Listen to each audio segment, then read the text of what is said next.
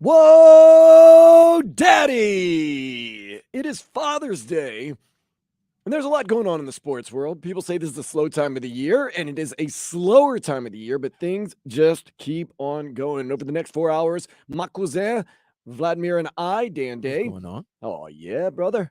We're going to get this thing going, and we're going to be rocking and rolling. The Marlins keep being the sexiest team that is playing in South Florida right now.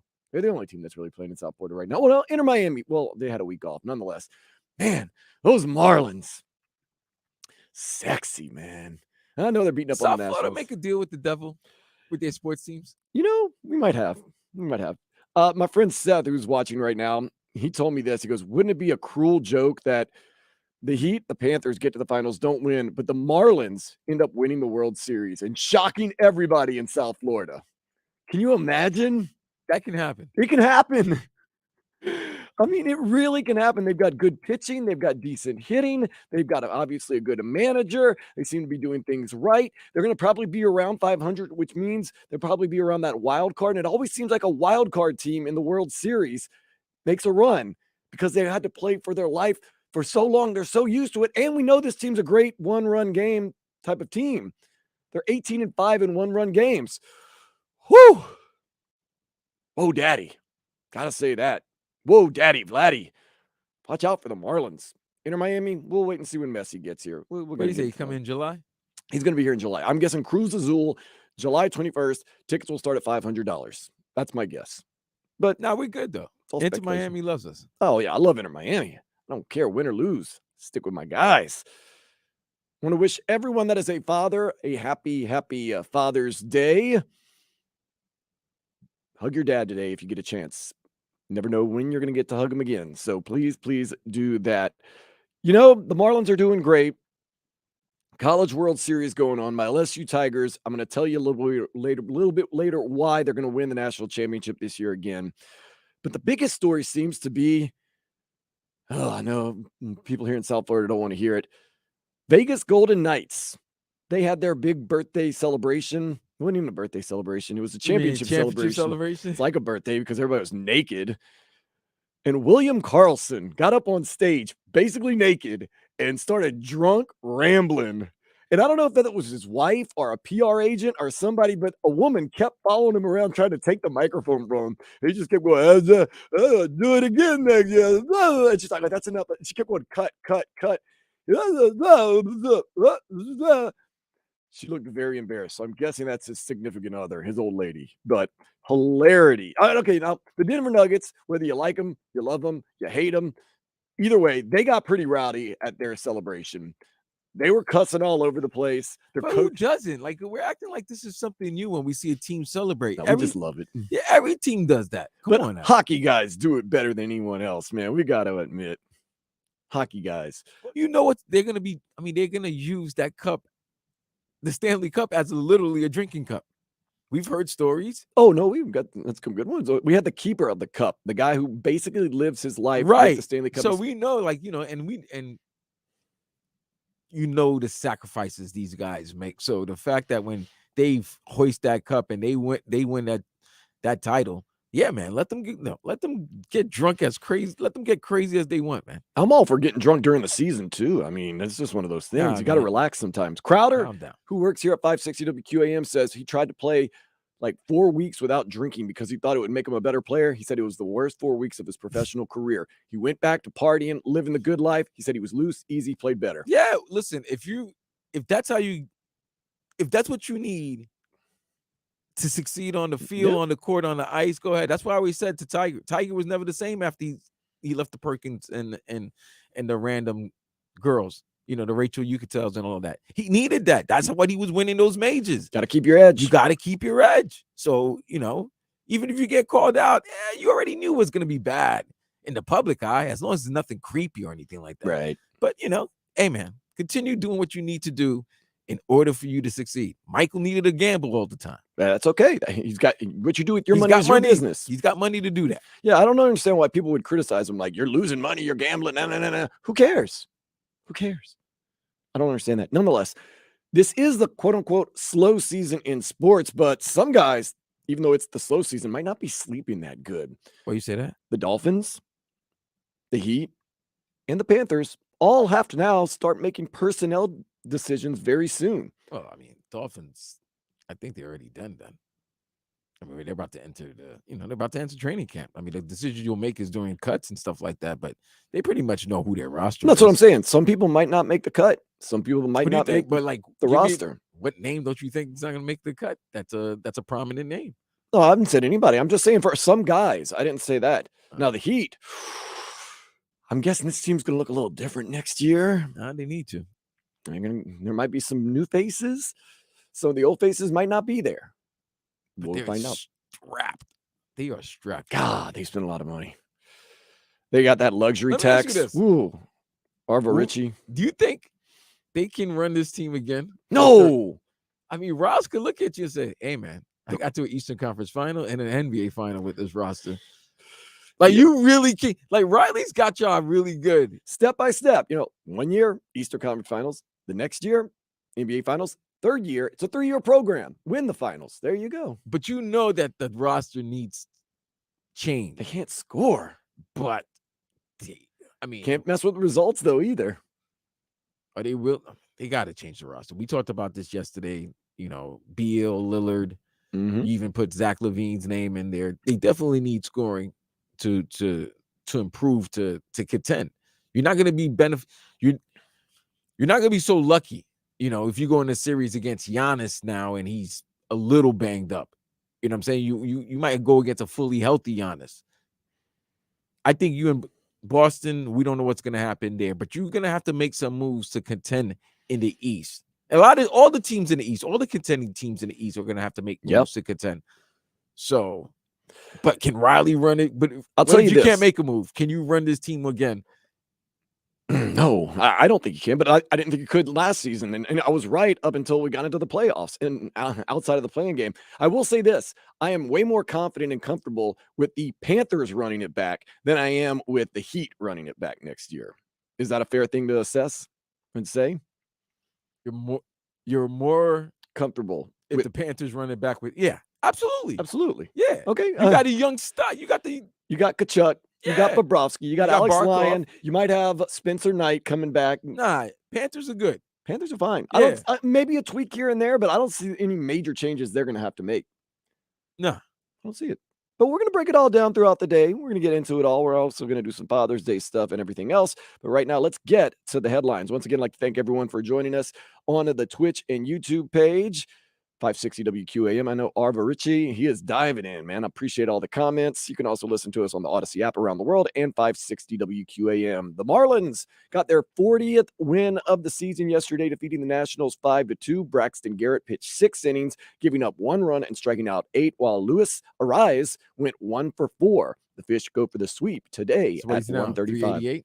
He's somewhere around there. Yeah, but still, just keep getting those hits, man. I know 1 for 4. That's a 250 average for the day. Good math right there. I understand. But I had to, try to keep you up to date. Look, they're putting them on Sports Center every night now. If you watch Sports Center, they show Marlins highlights for Luis Ariz. And why not? Marlins 9 games above 500. Oh, by the way, the Dodgers got beat 15-0 by rival San Francisco Giants. Whoo! That's nasty work. Now, officially, the Marlins have a better record than the Dodgers. So the Marlins are the top wildcard team right now. And honestly, they should be leading the division if it weren't for the Atlanta Braves, best team in the National League. Killing us. Nonetheless, I'm happy. 40th win, 40-31, feeling good. Former Dolphins receiver Lynn Bowden Jr. has signed with the Saints.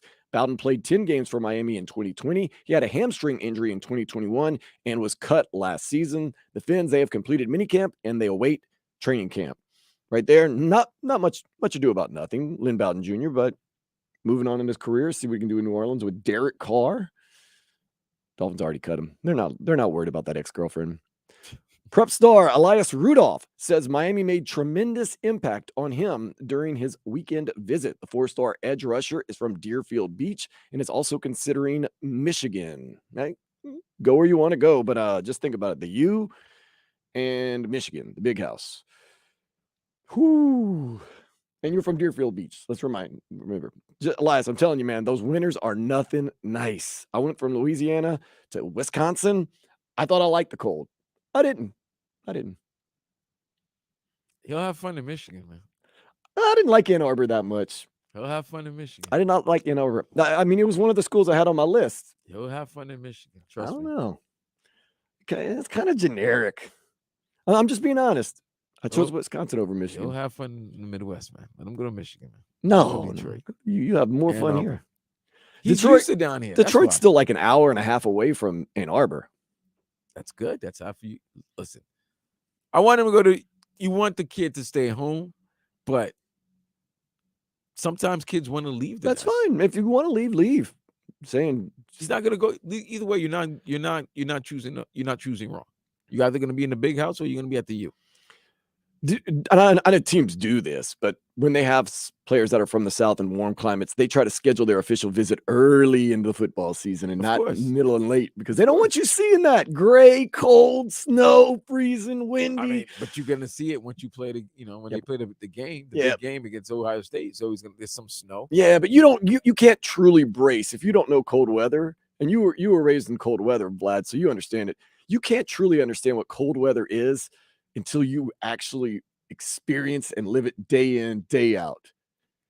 You take a cute little trip to Minnesota or a cute little trip to New York City in 2-3 days. Oh, it's freezing cold. It's kind of a novelty. But then go live in it. And you come tell me how much you like that cold weather. I was once like you where I said, I love the cold weather. I prefer it to the heat. Oh, no, thank you. That's just something to think about if you're a 4-star edge rusher from Deerfield Beach. I'm just saying. David Beckham's son, Romeo, has joined Brentford B in England on a permanent basis. He was on loan from Inter Miami. The Herons, they faced Philadelphia Union Saturday at 7:30. Vlad, there's rumors, there's whispers. Do you want to know what the whispers were? What's that? Romeo Beckham kind of gave an ultimatum. If Messi's on the team, I'm out. And sure enough, later in the week, he goes permanent to Brentford B, which is the lower class, which is the developmental team for Brentford in the Premier League. Yeah, Messi's going to make things happen. Man. David Beckham's like, love you, but go free. You got to go free sometimes in your life. Aaron Ekblad will have surgery on a separated shoulder and could miss the beginning of next season. Eetu Listerinen, he broke his tibia in Game 4 of the Eastern Conference Finals, but will not need surgery, so it's looking good right there. That's good, but damn. Oh, yeah, your tibia, that really hurts when you breathe. I mean, once again, never experienced it. Don't need to. No, wouldn't want to. No. Official soccer apparel companies are waiting for the word from MLS to start printing Messi 10 Inter Miami kits. When they are given the word, they plan on working 24/7 until all inquiries are met. We're going to see a lot of men wearing pink 10 shirts. I know. I'm going with Negro Rosa. I don't like I'm going with pink. the Negro Rosa. Yeah, it looks so fresh. Yeah. Oh, we're going to see a lot of men rocking pink like it's Cam and Dipset. It's going to be cool 2000s. Because as we all know, Messi's deal is going to include sales from his Adidas kit. So is he going to promote that kit a little bit harder now? Well, that was something that they mentioned, the fact that usually most of the teams that he's played on, they were Nike affiliated. But he just signed a lifetime Adidas deal. Right. So guess what? Going to the MLS, Adidas, they're the official apparel of MLS. Of the MLS. So yeah, he's gonna get the deal also because of all the merchandise. Most of the merchandise and all the apparel will probably be his. So most teams will be playing with his probably his cleats or some Messi Adidas line. So he gets a cut of his Adidas stuff and all the new subscriptions on Apple TV. And we'll kill any indigenous animal that he doesn't like in South Florida because we want him playing here. What? I made that last part up. That's not true. Indigenous animals have to do with this. Come on, man. Why you messing up with Messi? You know how much? And happy Father's Day to Messi's dad. One guy who we know about you. It was cheap. We know about you, Messi's dad. Do you know how much his deal for Adidas was estimated at? Because they didn't give the official. No, but he's probably making a ridiculous amount of money. It's a lifetime deal. It's a nice big even number. It's probably 9 figures, 10 figures. There you go, $1 billion. Heck, they offered me $1 billion. I'd take it. After day 3 at the U.S. Open, Ricky Fowler and Wyndham Clark sit atop the leaderboard at 10 under. Don't look now, though. One shot behind is Rory McIlroy at Scott 9 under. Scheffler. That's the guy. He's the best player in the world. And he played the last 2 holes 3 under. That's difficult. I To play the know. last 3 holes 3 under. Like that course now is stiff. Pause. It's stiffening up. It's looking like a U.S. Open course now. Oh yeah. I said yesterday 15 under was going to win because these guys were really playing the course well. But they held steady. I think 12 under is going to win right now. Like Oh, 12 under or 1 under for today between Clark or Fowler or what's his name, Rory. But I wouldn't be shocked if the best player in the world, Scheffler, makes a run. I'd like to see Ricky Fowler win it just so he can be in first from Rooter to Tudor. He let the tournament from beginning to end. Yeah. That would be dominant. I would like that. Especially that major. It's toughest major in the win. It's the toughest? Yeah, it's tough. Bro. Isn't the British Open really, really hard? Nah. I mean, it's tough. I mean, with the wins, but you got these links, bro. Listen, I'm not a golfer, but I can tell that this is difficult, man. The College World Series continues today, but yesterday was a good day. Wake Forest down Stanford 3-2. LSU mowed down Tennessee 6-3. It was 6-0 going into the ninth. It's an elimination day in Omaha for TCU and Virginia. They play at 2. Then at 7, it's a winner's bracket game between Florida and Oral Roberts. I'm going to tell you later on why I think LSU is going to win the national championship. One team that does scare me is Florida, though. They've gotten us in the past a couple times in all sports, but come on, Oral Rob. I can't believe I'm cheering for Oral Roberts, but I'm all about the oral today. 3-time Sixth Man of the Year winner, Lou Williams. Lemon Pepper Lou. Strip Club Lou. Sweet baby Lou. The only reason I'm writing this headline is so we can make jokes and talk about him. Oh, come on. Everybody knows this is about the fact that he broke COVID procedures in 2020 when they were in the bubble because he wanted some lemon pepper wings, baby. But the thing is cool. This is it. Not only did he want lemon pepper wings in Atlanta, but the wings were named after him. You have to give him a little bit of slack right there. It's lemon pepper. It's not named after him. Well, no. It's like the Sweet Lou lemon pepper wings. Oh, my God. Well, he's retiring from the NBA. He played 17 years. So that's a good career, bro. Sweet baby Lou. Much appreciated. And now you can eat as many wings as you want at strip clubs and not have to take any guff for it. No guff right now, though. Let's take a step into the day spa. The 12-year-old son of a New York City chef has been raised to love lobster, scallops, short ribs, and many other fine foods. Bet you that kid is awesome at a sleepover, right? His farts probably smell at a sleepover.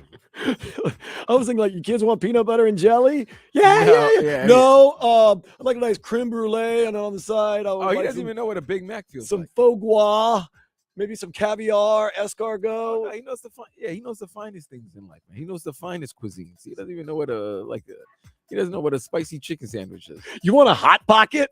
No. Oh, maybe not. I don't know. Listen, we're not knocking the kid for if he has. No, you should have he's got eclectic tastes in food. He's been raised to enjoy that. So good for him. Nothing wrong with that. Up next, going to take a look at the Heat and what these offseason could possibly mean for them. This is Sports Day 560 WQAM.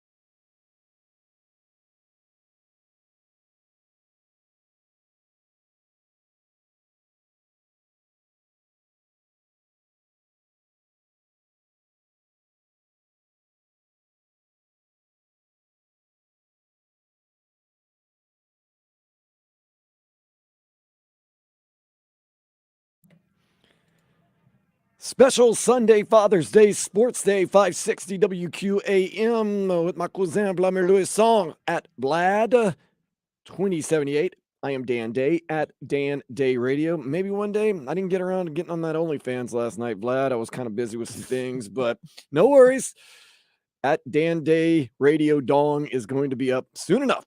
Soon enough. If you want to follow or subscribe. I guess it's subscribe now. Got to get used to saying that. Please don't. No, we'll see. We'll see. Please don't. Work it out. Speaking of working it out, you and I talked about it. We're not so confident about the Heat running it back this year, although we shouldn't doubt because they ran it back and lo and behold, they got further almost to the promised land this year. So you think, every year they've been taking a step. Maybe if they run it back again, let's see. They'll take that one step further. First year with Jimmy, final. Second year, first round elimination, swept by the Bucks. Mm-hmm. Eastern Conference final, NBA final. So one more thing he needs. Another player on the team. 3 out of 4 Eastern Conference finals, man. AllYouCanHeat.com has released an article that is titled 8 High Ceiling Reclamation Projects Miami Heat Could Target. These are guys that they have high ceilings, but they're taking a risk. High risk, high reward, or maybe high risk, no reward. I like some of these names. We're going to break some of them now. Let's start off with the first one that comes up. Cam Reddish. All right. Let me break down the Cam Reddish. Yeah, you know him better than most of us. All right. Cam Reddish was the 3rd best player in that unbelievable Duke class that Zion, RJ Barrett was, but he was a great shooter. And in some projections, he was actually a better player than RJ, even though RJ was considered the number 1 player in the country. He went to Duke, he was trying to get his foot in, trying to see where he fits in. Because all the hype was on Zion, and then if it wasn't on Zion, it would be on RJ. He got drafted. I think he was drafted by Atlanta, or he might. But he was drafted by Atlanta. But he's played on so many teams. He was on the Knicks team. Yeah, and we traded him to get Josh Hart, and we're happy with that. Good trade. Absolutely great trade. Reddish is talented, and he could shoot. He might be a good fit for the Heat because you get in that culture, and the Heat utilize your strength and hide your weaknesses like that. They have a great way of utilizing your strength, hiding your weakness. Maybe he needs to be in a system like that. He's too young and too talented not to be a good player in the NBA. So maybe that would be a good signing because it's not going to be much. No, it's not going to be much. It's more of a show and prove. This is your chance. Now, I'm going to say pass because we can probably get a free agent or a rookie free agent or an undrafted free agent and probably have similar numbers. But, that's once again, high risk, maybe high reward. We'll see. Cam Reddish. Another Portland's got to get rid of people as well. So, yeah, they're trying to get rid of. They want you and I playing on the team next year for Dunkin' Donuts and some coffee in the lobby. That's what they really want. I would do that too for you. Now, the next name, I like this one. I do. Robert Covington. Bobby Covington. He's a 3-and-D guy. He can actually shoot some pretty good threes. He plays good D. He's got a good build. I think he's underrated. I think he's played well everywhere he's been. He is 32, though. That's a little something right there. He's 32, but he's one of those, because he's a 3-and-D guy. Yeah, he's a young 32. And he's played in the West, played with Portland, played with the Clippers. He's a good fit for the Heat. I wouldn't. It's almost like when you had it's a better PJ Tucker. He's kind of like a better Max Strus, about the same size, maybe a little bit better of a shooter, maybe a little less streaky. He could defend. I've always liked Robert Covington, and it's not just because he's a New Orleans guy, but because I have kept an eye on him and I have been impressed with what he's done. I always thought he kind of got a little underrated for what he did. So they're even saying in the article, he's a bigger kind of Max Strus, from Caleb. He'd be a great guy with Caleb Martin, man. Ooh, that would be good. Okay, so I like Robert Covington. You like Cam Reddish. I like Covington more than Reddish, if you're from the names so far. So as we're going 8-1. I can understand why number 8, if Cam Reddish is the last on the list. So I'm glad you bring that up, Vlad. We will rate these guys at the end. I wasn't going to rate them, but why not? Yeah, I'm gonna rate him. What about Matisse Thybulle from the Portland Trailblazers. Yeah, he's a former top 20 pick. He's a Mm. good guard. He could defend. His shooting kind of is Yeah, I mean, nothing Meh. really exciting. I mean, honestly, him or Cam Reddish, I see more of a plus side with Cam Reddish. Matisse, we'll see. What about Chris Duarte from the Indiana Pacers? He's young. Meh. Doesn't do anything. He had a for me. good rookie campaign. As the great late Jim Mandich used to say, doesn't make my toes tingle. Let's just say this. He averaged 8 points and 3 rebounds. Yeah, that's not it. We need a little more than 8 points, lad. I don't know about that reclamation project. That's not it. That's not it. Okay, we're going to move on with that boredom. Now I like this next one. I've watched him with the Pelicans. I've watched him with Detroit. I've watched him with Houston. He is one unrestricted free agent by the name of Christian Wood.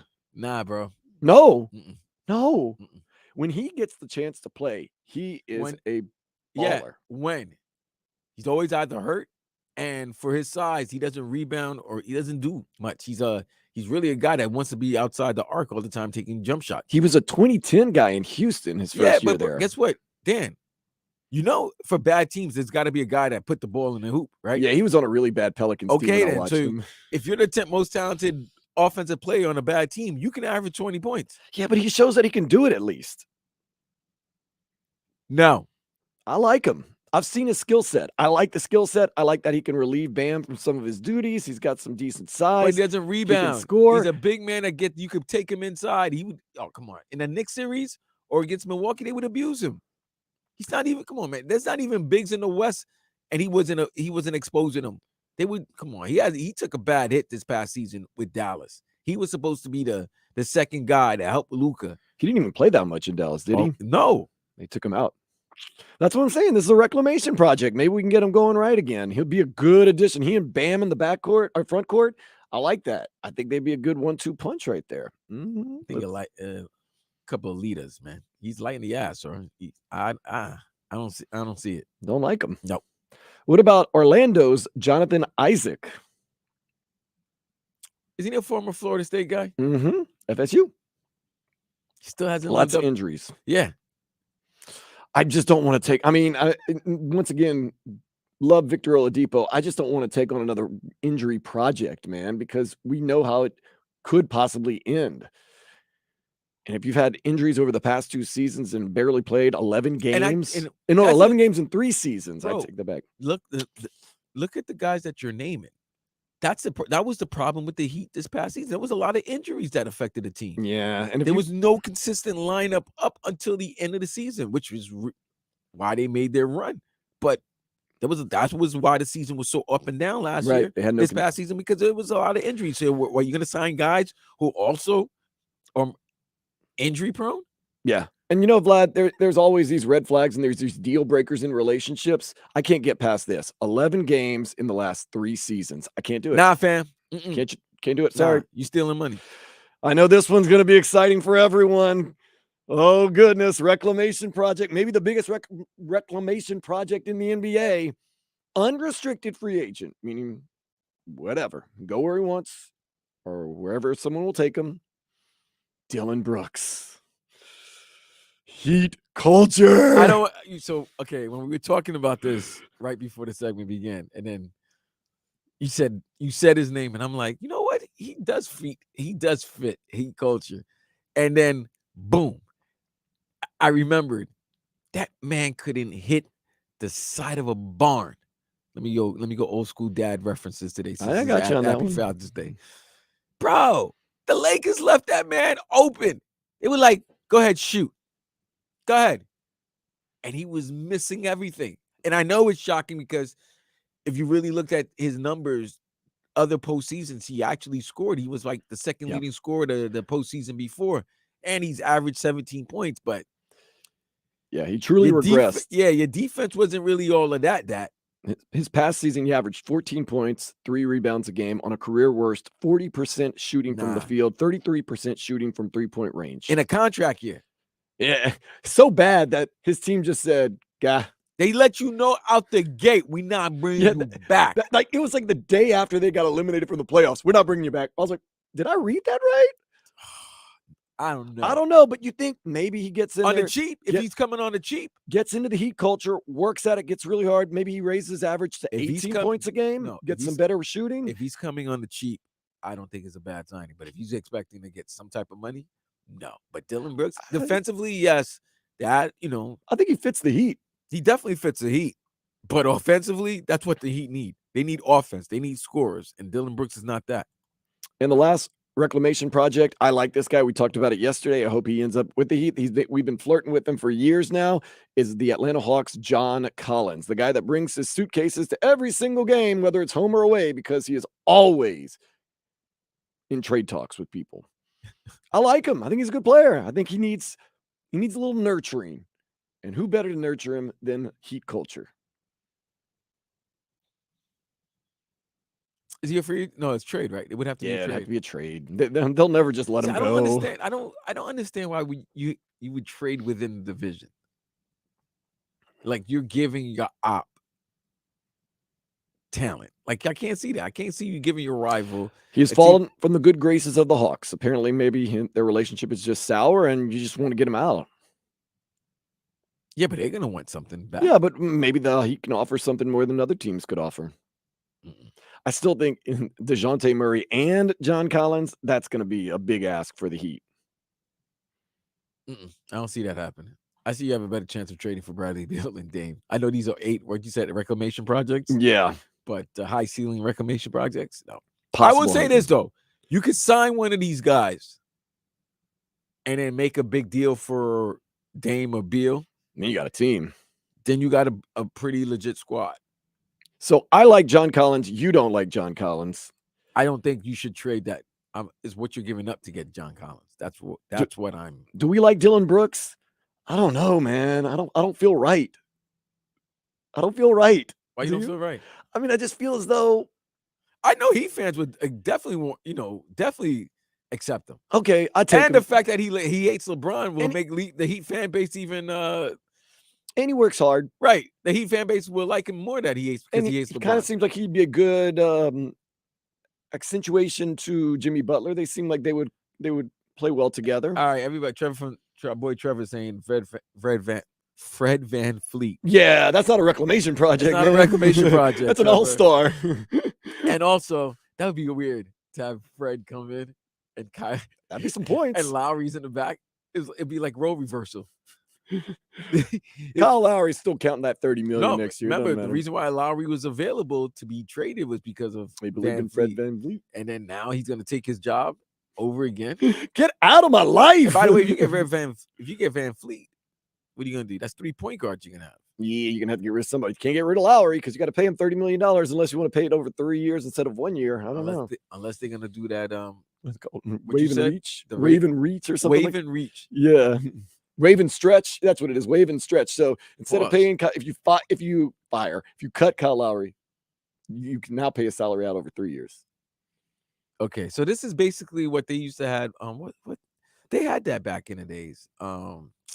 Started with EX because the Knicks did that with Chauncey Billups, where you can buy out the contract of somebody just cut them, but you can only do that one time. Oh, okay, but that was it. And Van Fleet, good player, great player, younger. He's just not getting any bigger, and he just seems like I actually see him going to Philadelphia. To be quite honest, yeah, I think he joins his former coach Nick Nurse, and they do Van Fleet and Joel Embiid. Here's the thing, guys. Yeah, that's. I need the draft to come this week. The draft is this week. Is this upcoming week? I need the rumors because the first week, once July 1st hits, those first 3-4 days of NBA free agency is fun. It's like it's the best. All the puzzle pieces start falling into place. That's when all the craziness is happening. I need to know what's going. When do they go to Vegas? I need to know when they go to Vegas. 3 weeks from now. Okay, Vegas and 2. See, we're all right. We're all right. The NBA rumors, the NBA free agency is going to get us right to training camp. So we're all right. Just it's not going to be heavy sports, but we're going to have some sport news. We're okay. Let's finish this out. Jonathan Isaac, we don't like you. No, we don't like you. Injuries, they scare us off. Christian Wood, I like you. Vlad thinks you're soft. Amnesty, thank you. Amnesty, thanks, Trevor. That was what it was. Amnesty. Soft serve ice cream. Chris Duarte, nobody cares. Matisse Thibault, no, really. Robert Covington, we both like. Thibault's actually the type of player that he would like, though. And then Even though I just don't like his shooting form. Cam Reddish. Cam Reddish, we feel as though he could either be a high ceiling or kind of basement. Not really that great. He could give you like 4 good games where he's like, oh man, he's giving you 50, he's averaged 15 points these last 4 games. And then he could be a guy that goes 3-4 games and not see any burn. So what's your best option, Vlad? What do you think the best option for the Heat would be out of those guys? All right. After looking at these, there's 3 I really like. Targets. Even though I don't like his shooting form, Thibault would be one. Oh. Not number 1, but he would be one of the 3. You could get him on the cheap. Covington would be my number 1 guy. I think that he can get. 32 is not that old. And he's been in these playoff battles before. Could shoot and defend. And number 3. Say it. Dillon Brooks. I know. And that means Dillon Brooks is coming to the Heat, everybody. Because you could get him on the cheap, bro. Collins, you're going to have to make a trade for, right? Yeah, Collins are going to have to trade for. With Cam Reddish, you're also going to have to make a trade for. It's going to have to be a sign and trade. Robert Covington is a Clipper, so you're going to have to make a trade for him. Uh-oh. Dylan, look, love you. Heat culture. Don't talk noise to some of the best players in the league. Like, leave LeBron alone. Sign that man to a $2 million deal. Yeah. Show and prove. And leave LeBron alone. Well, you're not going to have to see LeBron. I know, but what I'm saying is just when he comes to town once a year, leave him alone. Just leave the best players alone. Let Jimmy do the talking for you. How about you do that? Let Jimmy talk for you. You just play basketball. So you, come on, Dillon Brooks. Dillon Brooks. But you're not. And it's going to happen now. I can just feel it. Can you not feel it, Vlad? But Dillon Brooks won't be the only move they're making. Like if Dillon Brooks is the only move they make, no, that's sad. If that's your offseason grab, that's terrible. No, that's in addition to Bradley Beal or Damian Lillard. Or if you can get that Collins DeJounte Murray trade from Atlanta, that'd be sweet. But it's not going to happen. All right, what's happening now in the world of Twitter? It's always interesting. Vlad and I are going to take a look with hashtag What's Trending Next here on 560 WQAM.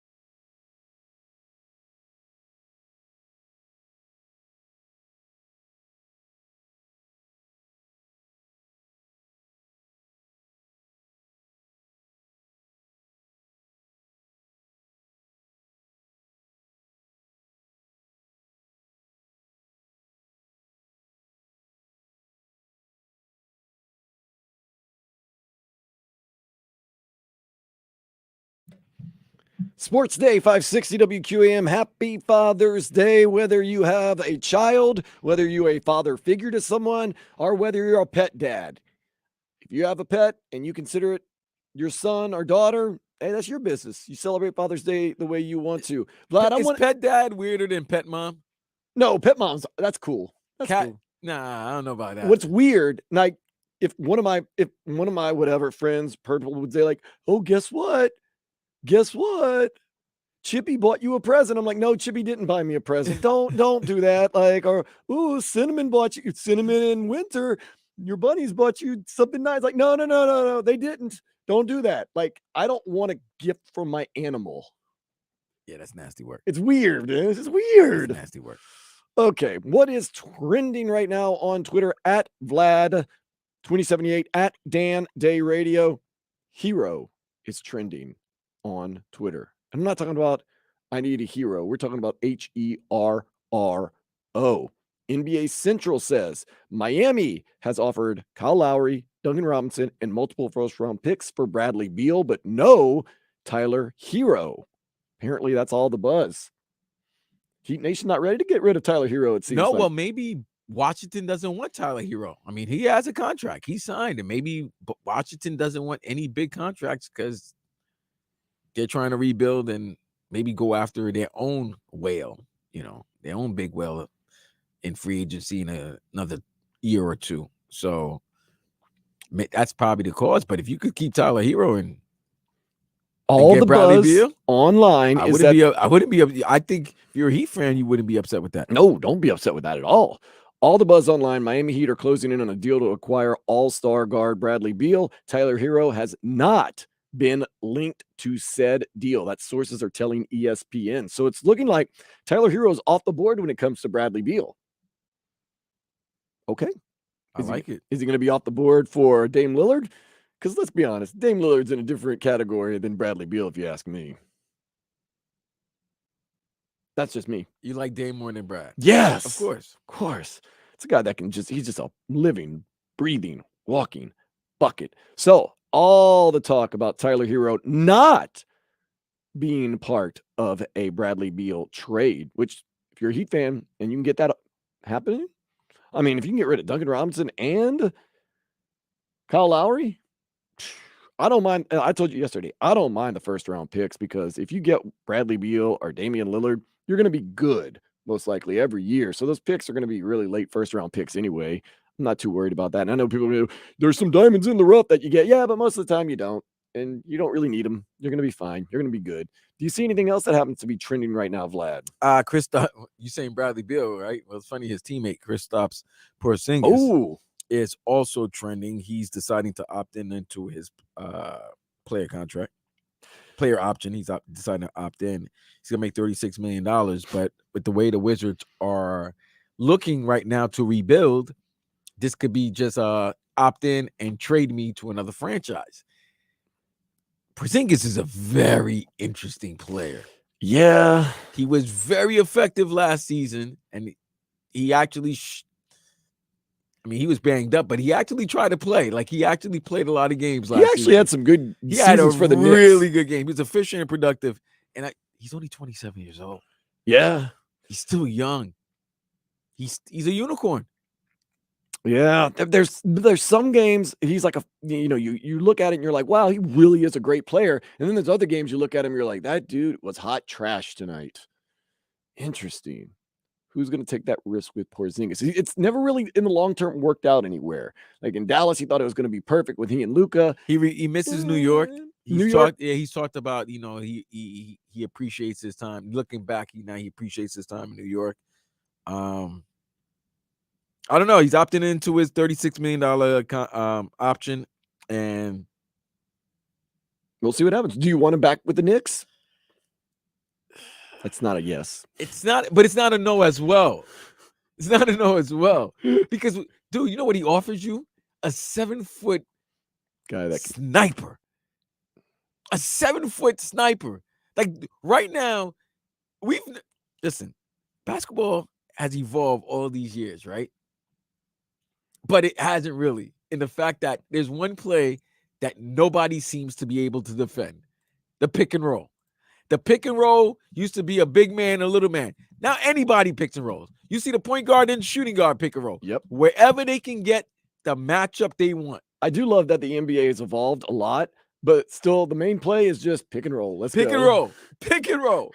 Can you stop this right Happy now? birthday to George Mikan, God rest his soul. But the offenses have not evolved since his days with the Minnesota Lakers. It's literally pick and roll. That's all people do. And like they don't even hide. It's like, oh, watch. Oh, they want to get a favorable matchup. Jimmy's going to go put a pick on Gabe Vincent, and we're going to try to get a favorable It's not matchup. even a 5 and a 1 or a 5 and a 2 or big Nope. and a small.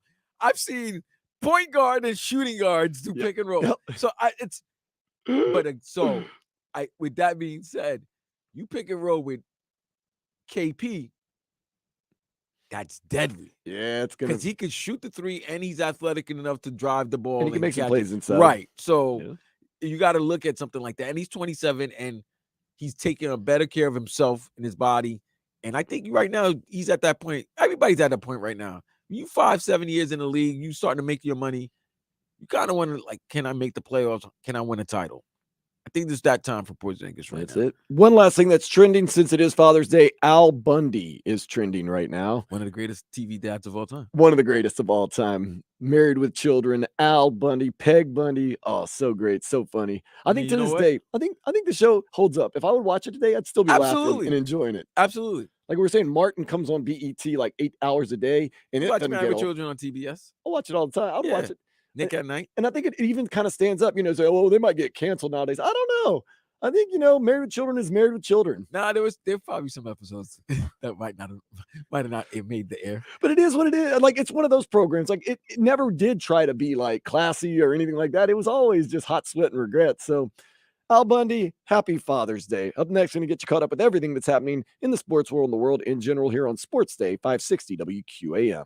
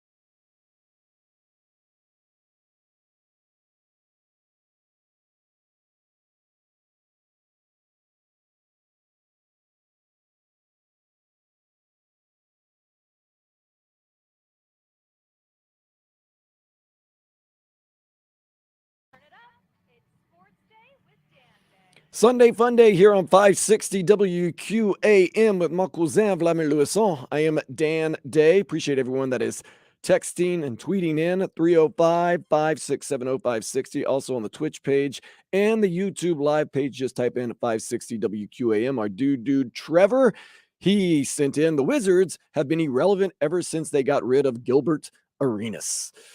Yeah, Wizards have had some tough times. They're showing. I just saw the Golden Knights celebration right now. That's crazy. Yeah, I love it. Yeah, it's time to rebuild. Menu 631 says Beal and Kuzma would be great additions.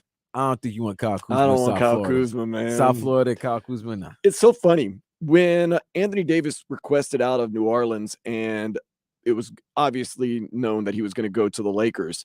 The Lakers said you can have anybody but Kyle Kuzma and LeBron James. To this day, I am so glad they wanted Kyle Kuzma instead of Brandon Ingram. Whoo! Nah, Kuzma fit that year for what the Lakers were trying to do. Well, and the other thing was that Ingram was coming off that blood clot that could have ended his career. But man, I'm glad they didn't let us take Kyle Kuzma. Goodness gracious. My dude, Carl the Cat, he has texted in, hope LSU win it all. Huge game Monday versus #1 overall Wake Forest. LSU has a tradition of going up against the biggest and the best in the College World Series and taking them down. So do not be surprised Monday if the Tigers can get things done. Of course, we're going to talk about that throughout the day. LSU got a big win against Tennessee. But yeah, seems like the Wizards, they were not very good last year. Are they in a total rebuild now? Yeah, bro. They've been paying Bradley Beal the money. Bradley Beal, it seemed like all he wanted to do was get the bag. And now 9-10 years into his career, he's gotten bag. He's done a lot for the community. Yeah, loves it there. They've tried to build around him. They made a trade for Porzingis. They signed Kuzma. They've done things, but it wasn't enough. And they've always fired their coaches like every 2 or 3 years. Yeah, it's time for them to actually do a complete rebuild. So you got to let Beal go. You're probably not going to re-sign Kuzma. Porzingis could get traded. Yeah, it's time to rebuild. It's an uproot. You got to wash it, clean it from the bottom. And that's what they're trying to do in Washington. So there's going to be players available, but they're also going to want draft picks. But also interesting is what will Portland do now, especially for Heat fans? Is it a rebuild? Is it, man, this is our guy, Dame Lillard. Let's try to get some guys. We got the 3rd overall pick in the NBA draft coming up. Maybe this is a quicker fix with a guy like that than having to totally just blow this thing up and rebuild. Now, if you totally rebuild, that means Lillard could be on the trading block, which means he could be with the Heat. But if you decide, hey, Damian Lillard in a 3rd pick, maybe we got something right there. What's Portland thinking? Do we know? Portland's rebuilding, definitely. They're done. They're rebuilding. Well, then Lillard's out. Because they're not going to do, but that's the thing. We talked about this yesterday. They're not going to, nobody wants to be the bad guy in this breakup. But Damian Lillard has even said, I never want to leave this place, but I also do not want to sit here through a rebuild at this point in my career. And Portland's looking at, listen, man, do you see the monsters we got to contend in the West against these teams we got to contend against in the West? You got Denver. Denver's not going anywhere the next 3 to 5 years. The Lakers could be good. The Lakers is the Lakers. They're going to do something. Golden State. Phoenix. These next 2-3 years, you still got. And let's not forget about those Sacramento Kings. Sacramento, and we don't know what's going to go on with NBA young boy, the real NBA young boy now, and his guns. I'm telling you right now. Also, let's not forget about Memphis those New Orleans Pelicans. There. Those New Orleans Pelicans. If Zion is healthy and gets out of the porn industry, he might have something going. If he could save his legs for actual basketball instead of But see, I think that would help your legs. Nah, that's taking you out, bro. Them spaghetti legs, man. There's Dan, one sure way to get rid of spaghetti legs. Why do you think boxers are told not to have any intimacy? That's an old wives' tale. Nah, it's not an old wives' tale, man. My legs are strong, man. You're not fighting in the next day. You're not going 12 rounds with somebody else that's trying to punch your lights out. Stop that. Carl the Cat's in Louisiana asking right now, what do the Pelicans do with Zion? I'll tell you, it's simple. Keep him. Cheaper to keep him. You haven't even scratched the surface with Zion yet. You just got to talk to him. But if he wants to go, then yeah. There's nothing else you can do, yeah. I think it really comes down to what does Zion want. If Zion does an Anthony Davis and says, I want out of here, well, then. Well, this is the same thing to finish the answer for the Portland. What's Portland going to do? Portland doesn't want to be the bad guy in this situation, so it's really up to Dame. Dame wants to stay in Portland. He wants to be loyal to the soil, but if he sees there's a rebuild going on, he doesn't want to stay for that. Then they both going to have, come together and find a place that's going to find a deal that's going to work out for Dame and Portland as well. I just want to ask, does Zion Williamson fit Heat culture? There's certain plays. Stop with the fit. There's certain plays when you're that talented, when you're that guy, that you're the marquee. It's not about fit, and he's going to fit. Most superstars usually fit when they come down to Miami, but is he going to stay healthy? That's the question. That's what Heat Nation and Heat culture is scared or worried about. I mean, Yeah, that's is what he I'm gonna worried stay healthy? about. Because look, When he plays, he's here's great. what's going to happen right now. You get a guy like Zion come to South Florida, right? He playing for the Heat.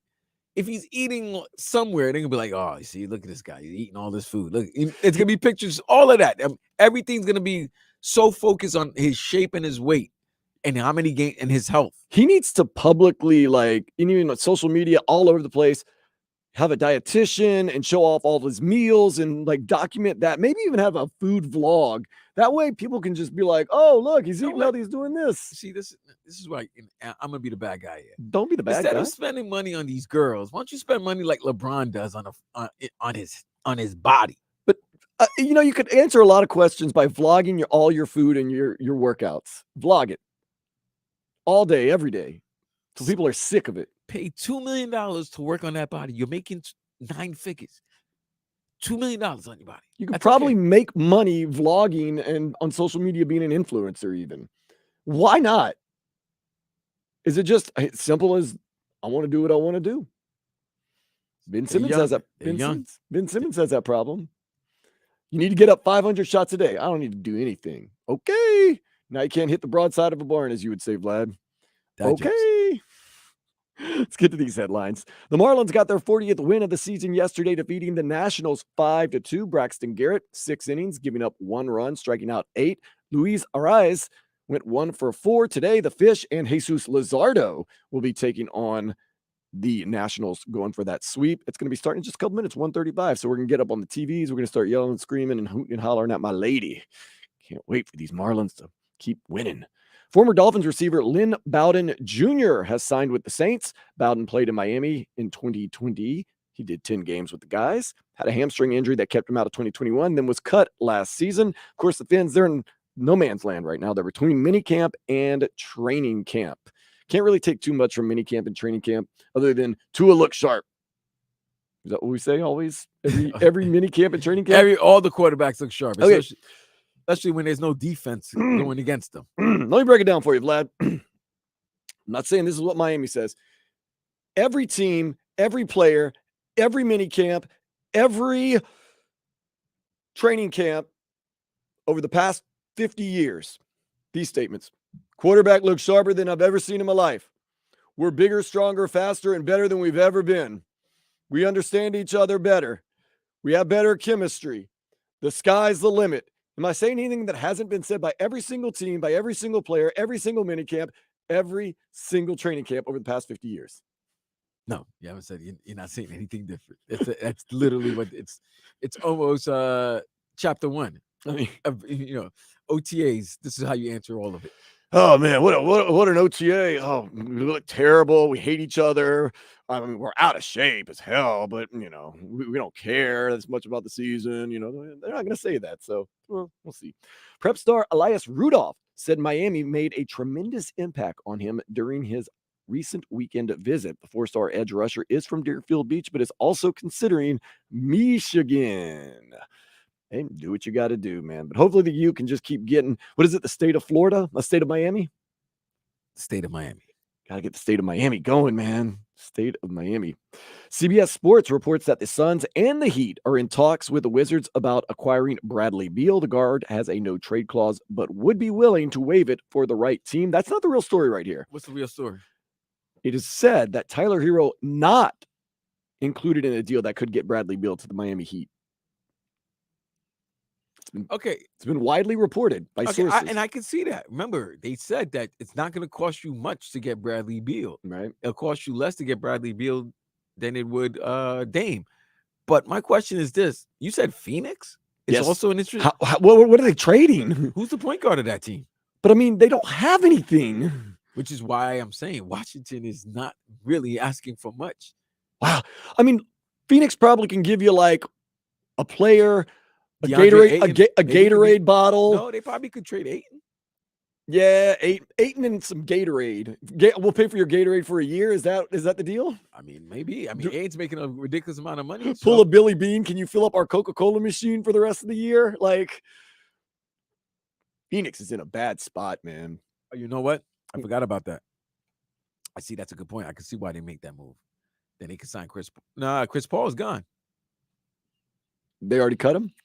Well, it's about to happen. So Chris They're in Paul, talks. you know what? Yeah, I can see a lineup of James Harden maybe going to Phoenix. You have Harden, Booker, Beal, and KD. Yeah, that's pretty good. It's a pretty damn good lineup. Of course, the last year's lineup was pretty good. And maybe they were good because they threw up more. They gave Denver more problems than anyone else. Maybe just Denver's really that good this year. They're the champs. They are good. They are really good. Okay, let's not act like we didn't just see what they did in the last 11 games of the postseason. They went 10-1. I mean, they're good. They ran through Minnesota. Minnesota got one win. They ran through Minnesota. They after 2-2. After 2-2, they laid the smackdown on Phoenix. They swept the Lakers. And then they 4-1 the Heat. And they gentlemanly swept the Heat. So maybe the Suns got some unnecessary heat. Maybe the Suns were the second best team in the NBA this year. It's just they got Denver at the wrong place, wrong time. I don't know. We'll see. David Beckham's son, Romeo, has joined Brentford B in England on a permanent basis. He was on loan from Inter Miami. Of course, the Herons, they're back in action against Philadelphia Union Saturday at 7:30. Aaron Ekblad will have surgery on a separated shoulder and could miss the beginning of next season. Good news, though, Etu Lesterainen, he broke his tibia in Game 4 of the Eastern Conference Finals, but will not need surgery. Official soccer apparel companies are waiting on word from MLS to start printing Messi Inter Miami kits. When given the word, they are planning on working 24/7 until all. How much a jersey is going to cost, you think? I mean, can you price gouge that? I guess you can. It's probably going to be $180, $200. I mean, if you want official, yeah. Yeah. But at first, it's hard to get the bootlegs because they kind of need to go off of the official stuff first. Absolutely. Do you buy bootlegs? No. Okay. That's I got friends. You got me. No, but I have friends who call me out on authenticity. I'm from New York, man. That's you can't half step with anything, man. You come in some fugazis, they're gonna call you out. It's nasty work. I'm from the indie hipster culture where very few people pay attention to sports, so I could wear whatever. They don't even know if the team's a real team or not. Nah, fam. They look at you like, nah, that's your jersey, man. Like, is that Is that Nike? Is that NBA or NFL or soccer issued, like professional? Nah, if you got some fugazis, I have Angel City written down. I told you I'm going to buy. I'm not buying a kit. I'm going to buy. You just want the jersey. No, I don't want a jersey. I want just a T-shirt to support NWSL, National Women's Soccer League, Los Angeles new team, Angel City. Natalie Portman, one of the owners. I think Serena Williams, one of the owners. I want to support women's soccer. I don't want to wear a U.S. women's national kit. I want to wear Angel City. That's what I'm going to do. Oh, man. Look it up. But I got to make sure it's a men's T-shirt, though, because I don't want to wear anything. Because when you get women's T-shirts, Vlad, I don't know if you've ever worn a woman's T-shirt. The sleeves are like, if you're watching us on YouTube and Twitch, they're like up here on your shoulders, and they're all like pointed. And then, of course, the cut of the shirt comes in like on your hips. So I'm wearing like I'm looking like this, and that I don't like that, man. Yeah, I don't like that either. It's not comfortable. So I do have a woman's shirt that has like this crazy print on it, like a cat with a toucan, and they're riding a dinosaur. But I have to wear You're wearing a women's shirt. I have to wear a hoodie over it because I don't like the sleeves. You're wearing a women's shirt. I know, but you can't tell except for the sleeves. So I wear a hoodie. But so you just said on the air you're wearing a women's shirt. I've worn women's clothing, yes, of course. So I'm gonna read this text right now, right? From the 305. Said bleep off Caldwell Pope. I had the perfect DraftKings lineup for 75K, but instead of picking Pope, I picked Vincent. If I had picked KCP, I would have won. So mad last game. Don't be mad at KCP. Be mad at yourself for picking Gabe Vincent. Can't be upset at Caldwell Pope. So no, sorry, guy. It's messed up that he would have won 75 $100,000 if he had picked KCP, but can't be mad at him. We're getting some. We got to get you better clothing, by the way. Dan. Menu 601. Pause. B21. Huh? I had to move on, guys. I had to move on. Let's talk about some sports, man. Let's talk about day 3, U.S. Open. Ricky Fowler and Wyndham Clark, they sat atop the leaderboard at 10 under, 1 shot behind them, Rory McIlroy. Today, the 4th and final day, we will most likely decide a champion by the end of the day, unless there's some type of playoff, and then they have to play tomorrow. They're going to have to play 18 holes tomorrow. Woo! Yeah. Remember when Tiger won against, who was that old gentleman? I'm not a sudden death type of guy. I like a nice long overtime. Oh, dude, 18 months. 18 holes is crazy, bro. Like most guys just want to play the 3 holes right after. Nah. You go rest up. You got another day. You got another day. That's why when Tiger won with that broke leg, he had to play 90 holes. That was something. That was something that you were like, man, witnessing that was dope, because I was like, man, this man is playing on a broken leg, and they don't have any golf carts. You have to walk the course. You got to earn it. I love it.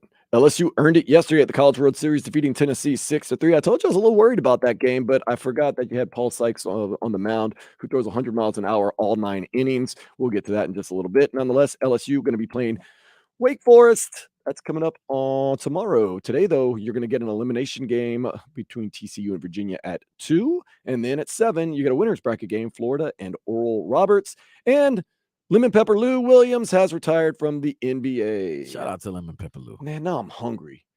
Man, I want to go to a strip club. I want some wings. I know. Strip club wings are good, though. They're the best. I don't know if they're the best. I love Hooters. Tootsie's wings. Hooters. What? Hooters, man. Nah, Hooters got. Are they a sponsor? They can be if they want. I want to. You got to be crazy before you start saying things. Right. No, Tootsie's got the best wings. Bro. Sidebar. I'll tell you why I think Hooters have the best wings. Why? Number 1, they deep fry them. They're not naked. I don't like naked wings. I like mine deep fried. Number 2, you can order 1,000 billion of them. Number 3, that 3 Mile Island is the perfect mix of spicy, savory, flavorful, and has just enough of like the vinegary Tabasco in it. That's why. And sometimes I get some 911. Strip club wings are good. They're the best. Guess we're going to have to go to Tootsie soon. Get some wings. Do a taste test. We could do a taste. Oh, that'd be something. Strip clubs wing taste test. Speaking of, we travel all around the South Florida night strip clubs and try out their dining, their fine cuisine. Speaking of Zion and the food vlog, we might have our own little food vlog going on. That would be dope. I like it. Somebody's gonna steal. No, nobody better steal our idea. I'm calling trademark that bad boy. I'm calling the trademark people right now. That's our idea. Don't steal it. We got video evidence. So mark it. There you go. We'll bring you could come join us. Oh, you're more than welcome to join us. Come and join us. The more the merrier. Guy, girl, doesn't matter. You're all welcome. Just come on. Let's get some wings. Maybe some, whatever else. Speaking of whatever else, let's go ahead and take a step into the day spa. A 75-year-old Ecuadorian woman who was pronounced dead ended up coming through and having to knock on the inside of her casket door in order to let funeral goers know that she wanted out of her casket. Oh, and I heard this story. How? I can understand being pronounced dead, then coming back to life, but like go through the whole mortuary process. That's what I'm saying. Like, wasn't she embalmed? It's Ecuador. I don't know. Like, what are we doing here? She has to be like, she's frozen. Like, come on, man. I don't know anybody that just takes your dead body and wolfs it into a casket and then throws you to a funeral. And then all of a sudden it's inside the coffin and it's like, hey, I'm breathing again. Let me, hello. Hey, better late than never. Come on. What is this? Kill Bill? Get out of here with this BS, man. Get out of here with that. I don't know what's going on there, but we're going to get to the bottom of it. But good thing that like I said, better late than never. You know what? Good thing she was at the funeral. What if she was knocking on the door and there was nobody there? It was like 3 hours before the funeral. She's gonna die of suffocation. That's true. Depending on what type of casket. But yeah, true. We talked about the Heat, what they might need to do this offseason. Up next, of course, we had a great run with the Florida Panthers. Are they going to be contenders or pretenders next season? We'll dive into that here on Sports Day 560 WQAM.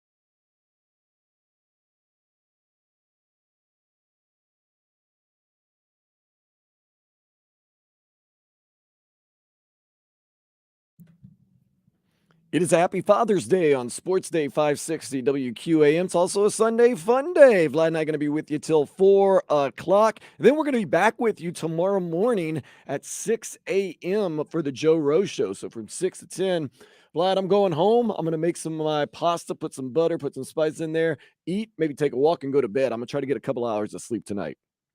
Yeah, that would be smart. I got a couple things to do here afterwards, so I can't just leave at 4 o'clock. So as soon as I can get out of here, I am, and I'm going to try to get a little bit of sleep. No partying tonight. No partying. It's just not going to be worth it in the morning. Who's partying on Father's Day? I would be partying on Father's Day. Everybody's going to be home watching final round of the U.S. Open.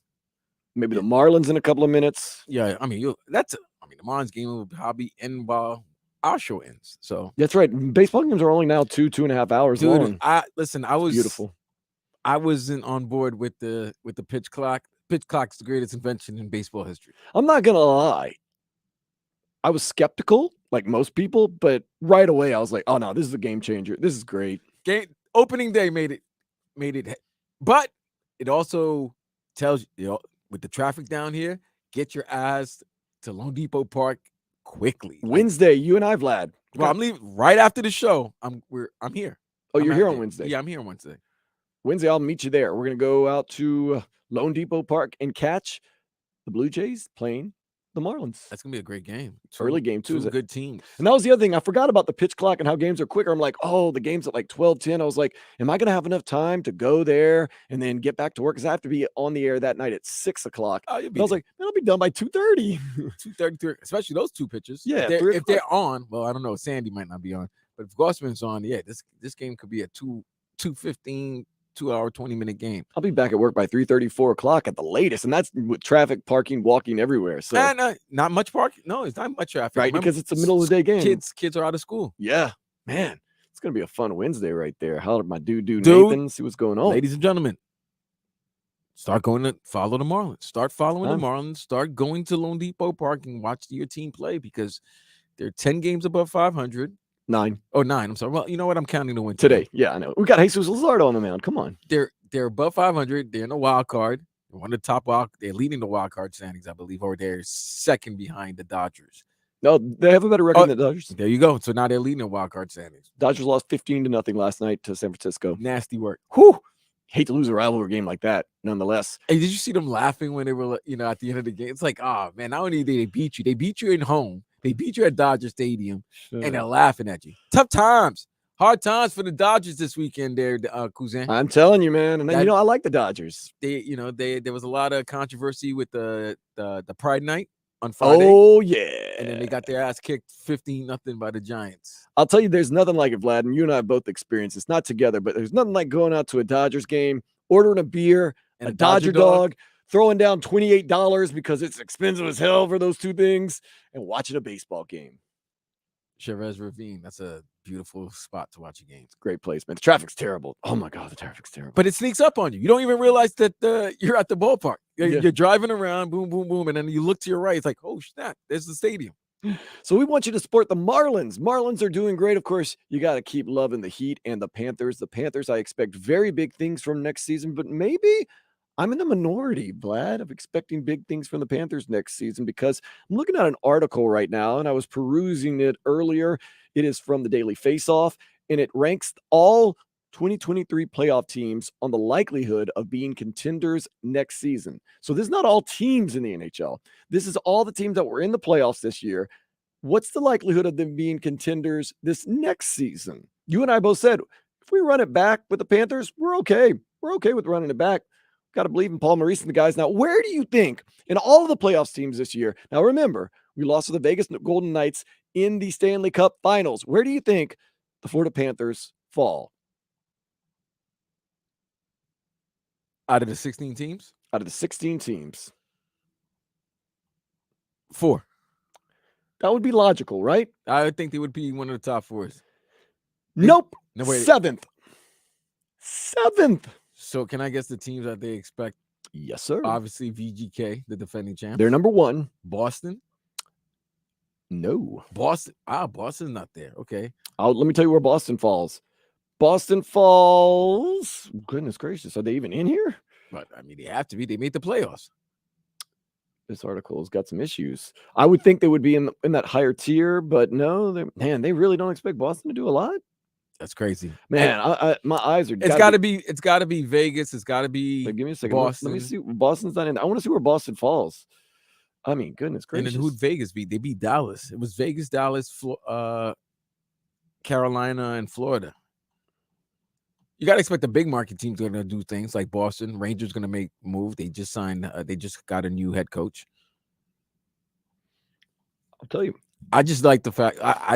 If you have the Panthers 7th, wow, you don't. So of course, Vegas Golden Knights number 1. I don't have to tell you why. You should know. Yeah, the defending champs. 2nd through 6th, they're giving these teams all equal odds at being contenders next year. So this is This is like 2A, 2B, 2 through 2C, 6. 2D. Yeah.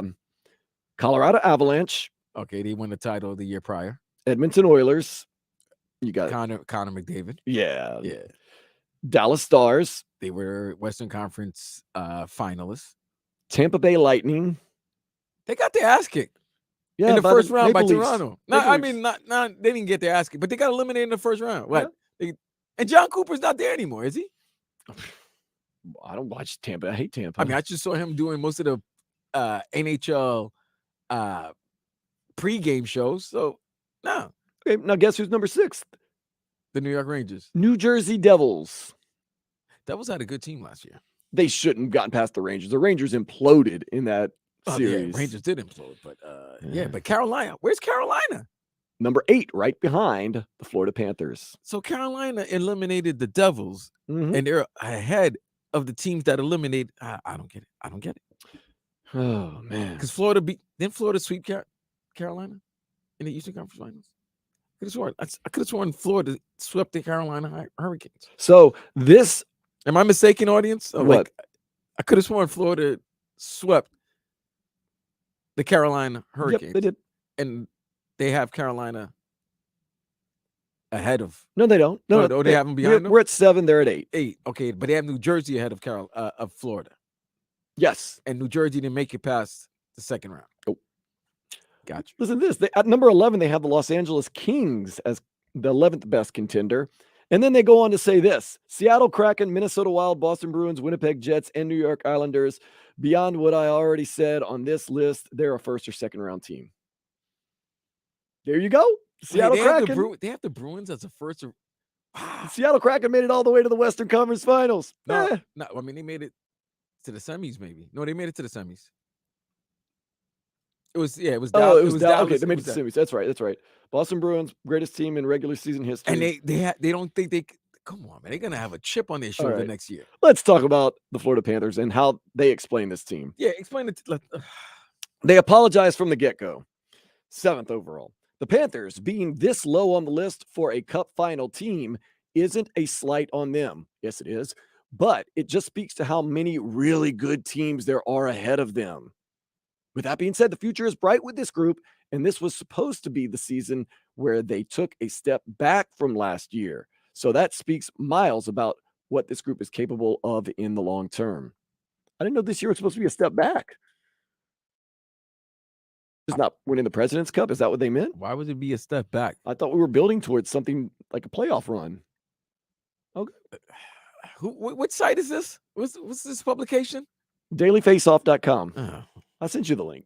The Panthers also have a great opportunity to overhaul their roster for the better and fix their biggest weakness in the final against Vegas, their depth.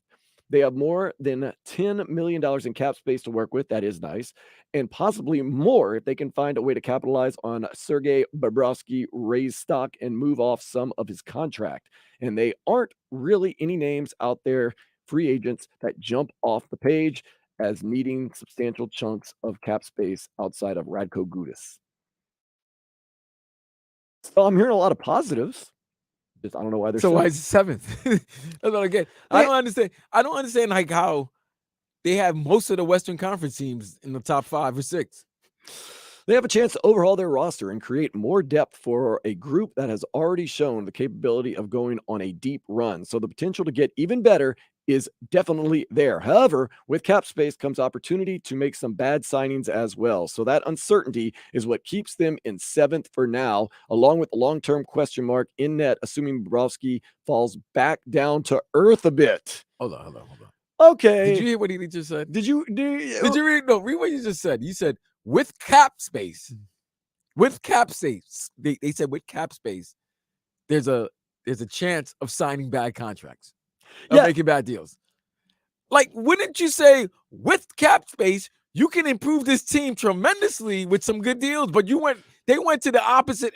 Man, get out of my face with that BS, man. So basically, they pat you in the back and then punch you in the stomach. Oh, this team's really good. They could get more depth. They've got cap space. And then they go, yeah, but they're just going to bloat on the cap space and they're going to get bad signings. And Sergei Bobrovsky is going to come down to earth. He's going to not be good next year.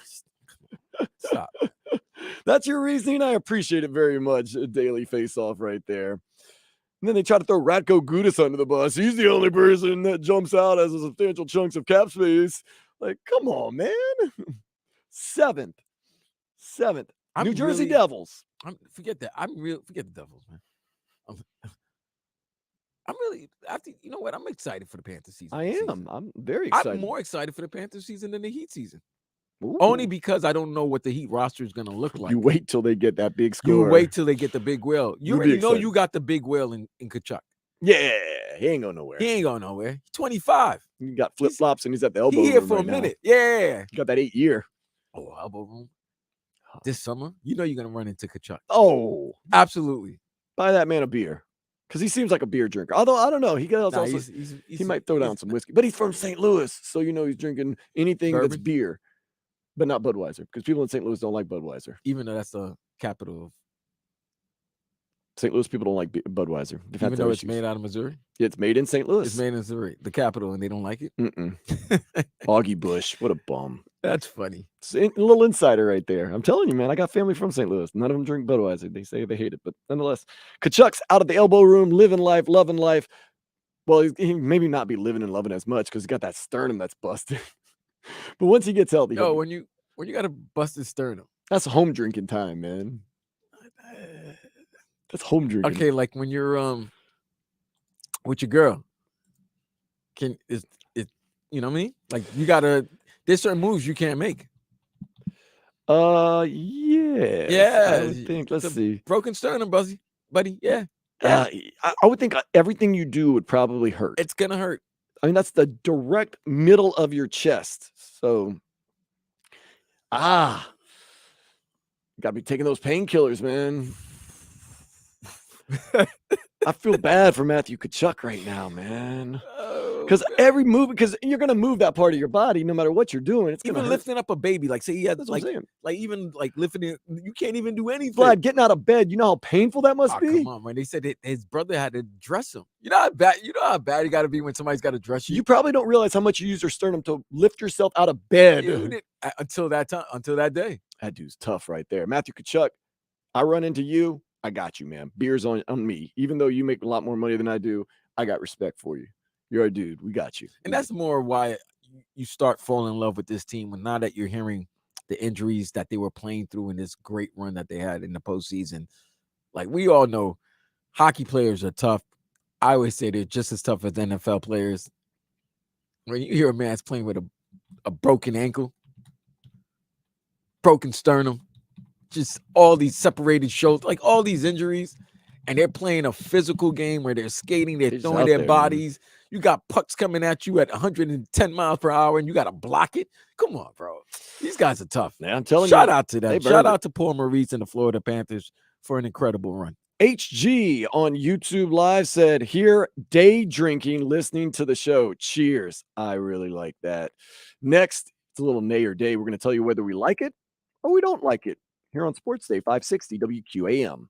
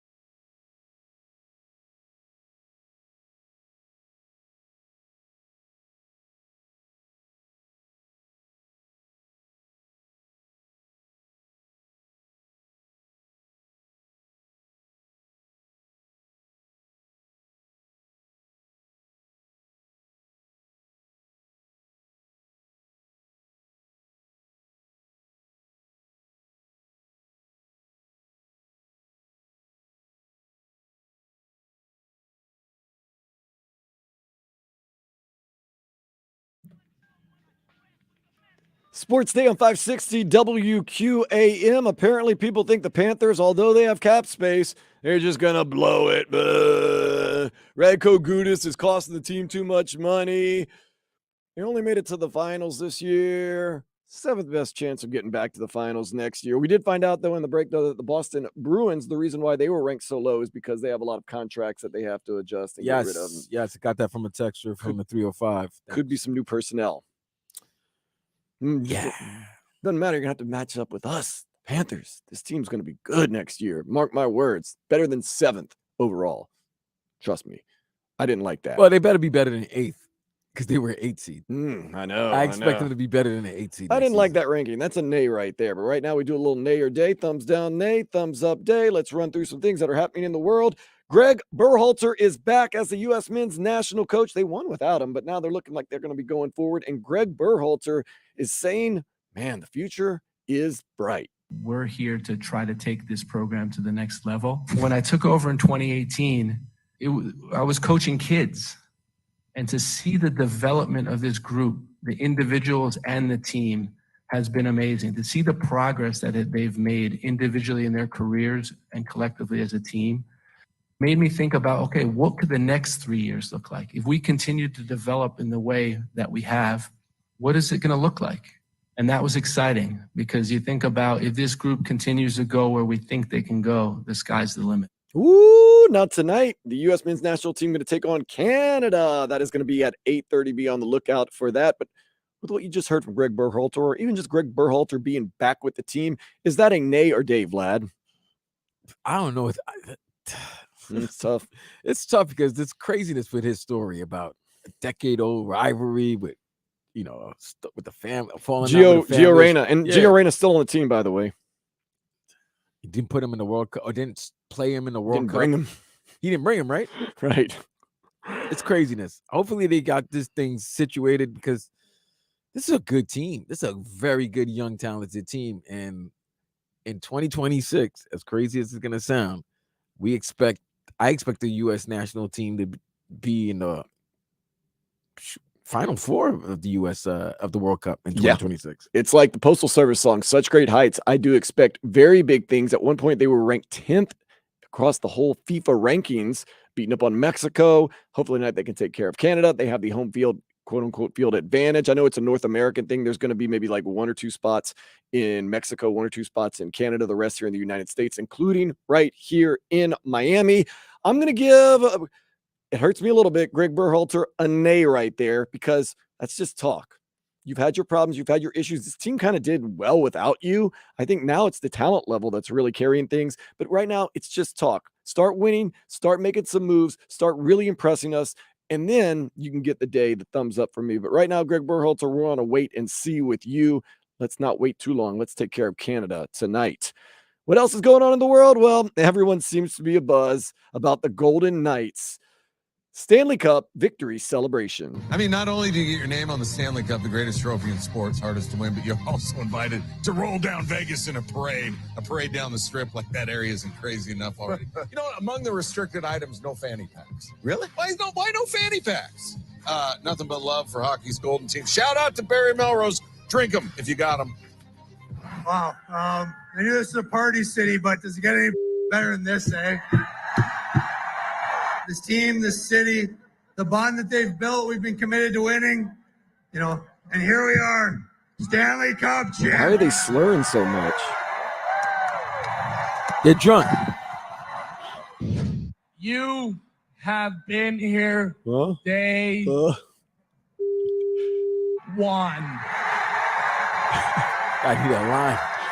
I don't have much to say. You don't? But they closed the strip for us. And we're winners tonight, everybody. Let's do it. Woo! I love you, Vlad. I just want to let you know we did it. How much EA was used in that celebration? Probably a lot. You got to get through the whole parade, Nah, man. it clearly wasn't used at that time because they were slurring and slow down. Yeah, that's nasty. Okay, well, are you giving it a nay or a day? I gotta give it a nay. I mean, they beat the. We wouldn't have had mine. We would not have mine if this was like, Matthew Tkachuk or somebody, if it was the Panthers slurring their speech down Las Olas, you know what I'm saying, when they're winning. But since this is a team that defeated the Panthers, nay. Yeah, I got to give it a nay right there. I do like that they closed down the strip. Yes, I'm hating. I do like that the guys were naked and drunk and going crazy, but I'm hating right I'm there, hating. man. I want to see Matthew Tkachuk. I'm drinking mad haterade. They drinking champagne and beer. I'm drinking mad haterade. I want to see Matthew Tkachuk trash out of his mind, slurring his words. That's what I'm saying. Bobrovsky being like, "Hey, listen, you should have puck at me. I stop it." That's all I'm saying. I am the Richard Petty of Petty. I am King Petty, and I'm going to be petty right now. Yes, I'm saying this is a nay because this celebration should have been down here in Fort Lauderdale, in South Florida. But because they're doing it on the Vegas Strip, and think about it, they closed down the Vegas Strip for them. That's big time, bro. That's a lot. That's a lot. So that, yes, nay, hate. I'm hating. I will tell you this. The Vegas Aces, the WNBA team, won the WNBA championship this past season. And now you've got the Vegas Golden Knights winning the NHL playoffs. So now does that mean the Las Vegas Raiders are going to win the Super Bowl next year? No. Oh. It's kind of unless Tom Brady decides I don't want to be owner and he's an owner. Be a jersey. I want to wear the jersey. I'm just saying, if you're a gambler and you believe in those things, you might want to go put that bet in right now. Nah. Okay. Man, if the Raiders were to win the Super Bowl, they might have to lock down the city, bro. If the Raiders won the Super Bowl and Jimmy G was Super Bowl's MVP, you might have to lock down the city. Jimmy G's gonna make a porno. He's already done that. He's gonna make another. They love him out there. Man, he wins out there. Forget about it. Vlad, you always try to reel me in because I say a lot of crazy things sometimes, and sometimes I forget where I'm at. I almost, with you and I talking, forgot where we were at and was going to tell you something, but then I caught myself. So let's just move on. Great day if you're a redneck, especially if you're in Milwaukee. Joey Weimer doing work. It's mullet day because of Joey Weimer. Now that is a proper mullet right there. Well done. Look at the back. Nice.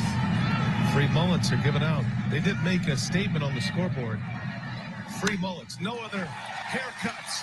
And Weimer sends one way out of here. The mullet lives. Joey Weimer not only making a name for himself, but making a hair for himself too. He's brought it back. 2-0 Brewers on Weimer's 10th home run of the season. So if you don't know Joey Weimer, he is a mullet-wearing baseball player there in Milwaukee with the Brewers. They were giving out free mullets throughout the day to the kids and everybody that wanted one. They had barbers out there just mulleting it up, and he hits a home run as they're cutting people's hair and doing mullets. Is that a nay or day for you, Vlad? That's a nay. I'm not getting no mullet. Oh, you don't have to get one if you don't want one. Mullet. Nasty word. I expected you to say nay. Of course. I know you expect me to say day, but it's nay with you too. No, it's a day all the way. Day all day. Mullet. Day all day. This guy's being his best self, rocking the mullet, hitting a home run on his mullet day. There's kids out there getting mullets all over the place. There's mullets all over the stadium. That's a big time day right there. And he hit a home run while they were talking about it. Oh, man. Joey Weimer. My child is not being caught with no mullet. If I had a child. I've never had a mullet to say. I've had a mohawk and I've got whatever I got right now, but never have I taken that dive into the mullet where you shave the sides and you kind of poop out the front. I'm not a mullet wearer, but your hair is your hair. And, on mullet day, I mean, like, who came up with that? Like, they're sitting in a room like, what we should do? We should have a bunch of barbers come in one day and just give people mullets just because we like Joey Weimer. I mean, if you want to catch a free haircut, that's good if you want to do that. But no, I'm not. Come on, man. Brothers ain't rocking no mullet. No, I don't. I have seen brothers with some mullets. A mullet? Yeah. I have. I've seen a brother with a mullet, man. Yeah. You've never seen a brother. I have. You might have not been a brother. Mr. T kind of had one. Mr. T had a mohawk. That's not a mullet. That's a mohawk. I was reaching right there. You definitely were reaching. That's a Sue Surf reach right now. We got one more thing. LSU's got a pitcher that is superhuman. His name is Paul Skeens. 2-2. Strike three called at 100. 200 strikeouts this season. Still touching Triple digits. And now that's yet another inning that Skeens has thrown 100. All 8 innings, he's hit at least 100 miles an hour tonight. This guy is a flat-out superstar, and he's delivered on the big stage tonight in Omaha. Paul Skeens strikes out a record 12, at least for this so far, this College World Series. And by the way, he throws at least 100 in all 8 innings and doesn't give up any runs. That right there, Vlad, you got to give that a day, right? No, nay. He doesn't have a mullet. I guess because it's your guy, I'm gonna give him a day. I really wouldn't give two craps about this. I do, man. But I know that's your team. That's your college. Okay, that's a day number one. That's LSU, a day. I'm Paul gonna say Skeens. day, But I mean, I a really guy don't that care. strikes out 12 in 8 innings and is still throwing 100 in the 8th inning. It's pretty crazy. Yeah, and that's also I see Tommy John surgery in the next 3-4 years. Yeah, nice. I saw that and saw him pitching and the way he pitches. I was like, he better get to the pros fast, man. Get that first paycheck because that Tommy John surgery could be coming. Definitely. How come guys like Nolan Ryan never had Tommy John until like the very end of his career where he threw his arm out? Like he pitched till he was like 43. How come those guys never do? Pitch older than that. All those pitchers are like he's 46, 47. And now you got guys who like half a season in, they have to get Tommy John surgery at age 21. What's the deal with that? I don't know, man. I don't get it. They were made different back then. Those pitchers were different, man. Them guys didn't want to give up the ball. Yeah, I know. They They used to wanted play to go- injured and everything. They wanted to go all the way, all 9 innings or more. Yeah. Like Jack Morris did against the Braves in the World Series, Game 7. But you remember like those, like if you look back on like the old baseball documentary, Ken Burns and stuff, these guys were like the Yankees and the Red Sox, like back in the 40s and 50s. And they didn't even work out. These guys were just smoking cigarettes and drinking beer like all of us. I loved it, man. But like there's guys that pitch like 18 innings if it goes to extras, like, and they're still only gave up like 3 runs. It's like, what are we doing here? He pitched 2 days later and Yeah. pitched another 8. Like, what's wrong with you, man? I don't know if we should say nay or day, but Sergey is back. I know yesterday he had a soccer tournament and couldn't talk to us. And I don't know, is a nay good for Sergey or is a day good for Sergey? Well, Because you say a nay to this segment, but we still love Sergey. Happy Father's Day to him. yeah, absolutely. So we're gonna come back, get some headlines, get you some nay, some day, some hey, whatever else. This is Sports Day on 560 WQAM.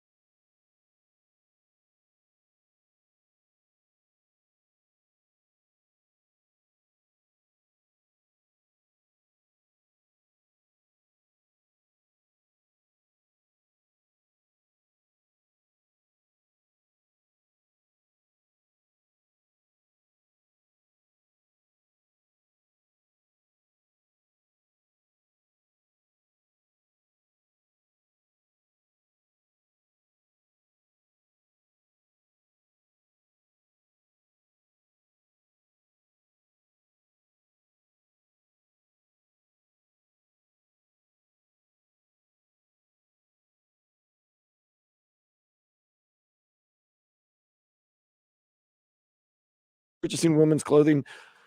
Got a lot to talk about in the sports world. Let's get to it all because those Marlins, they are doing their thing. They got their 40th win of the season last night. They got the Nationals 5-2. They're playing right now. It is 1-0 going into the third inning. Jesus Luzardo making it happen. I can look up the stats and probably give you a little more of an update than just. I don't want to delete any of these Angel City things. I've got them bookmarked. Let's see. I want to see if our guy Brian De La Cruz or Jesus Luzardo has gotten a hit yet in the game. Brian De La Cruz 0-for-2. Only hit Yuli Gurriel got a hit, and so have Nick Fortes and Jonathan Davis. So far, so good right there. Oh, yeah, that's right. We talked about it. Luis Ariz is not playing today, getting some rest. Much needed. Get back out there. Give him hell, kid, as they say.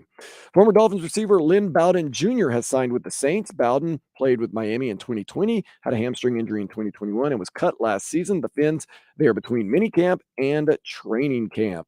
CBS Sports reports that the Suns and the Heat are in talks with the Wizards about acquiring Bradley Beal. The guard has a no-trade clause, but would be willing to waive it for the right team. There are now talks that the Heat not offering up Tyler Hero as part of that trade. So you brought that point up, right? And I'm in that Bradley Beal contract, and he really, I give him credit. Him and his agent did a great deal.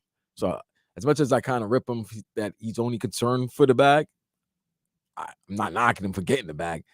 But the fact in his deal, if he okays a trade, he also has the veto power on stopping the trade if there's players on the team that he wants to play with they're being used in the trade to acquire him. Yeah, he has all the power. If Bradley Beal says, I want to play with Tyler Hero, and tells the Wizards, yeah, I'm okay to a Miami deal as long as Tyler Hero is not traded, then yeah, that's legit, because what you're looking at is more firepower. You're giving up firepower to get better firepower. That's what, if you're doing that, if you're doing Tyler Hero's involved in any trade for Dame or Bradley Beal, that's because he's a legit, those guys are legit firepower.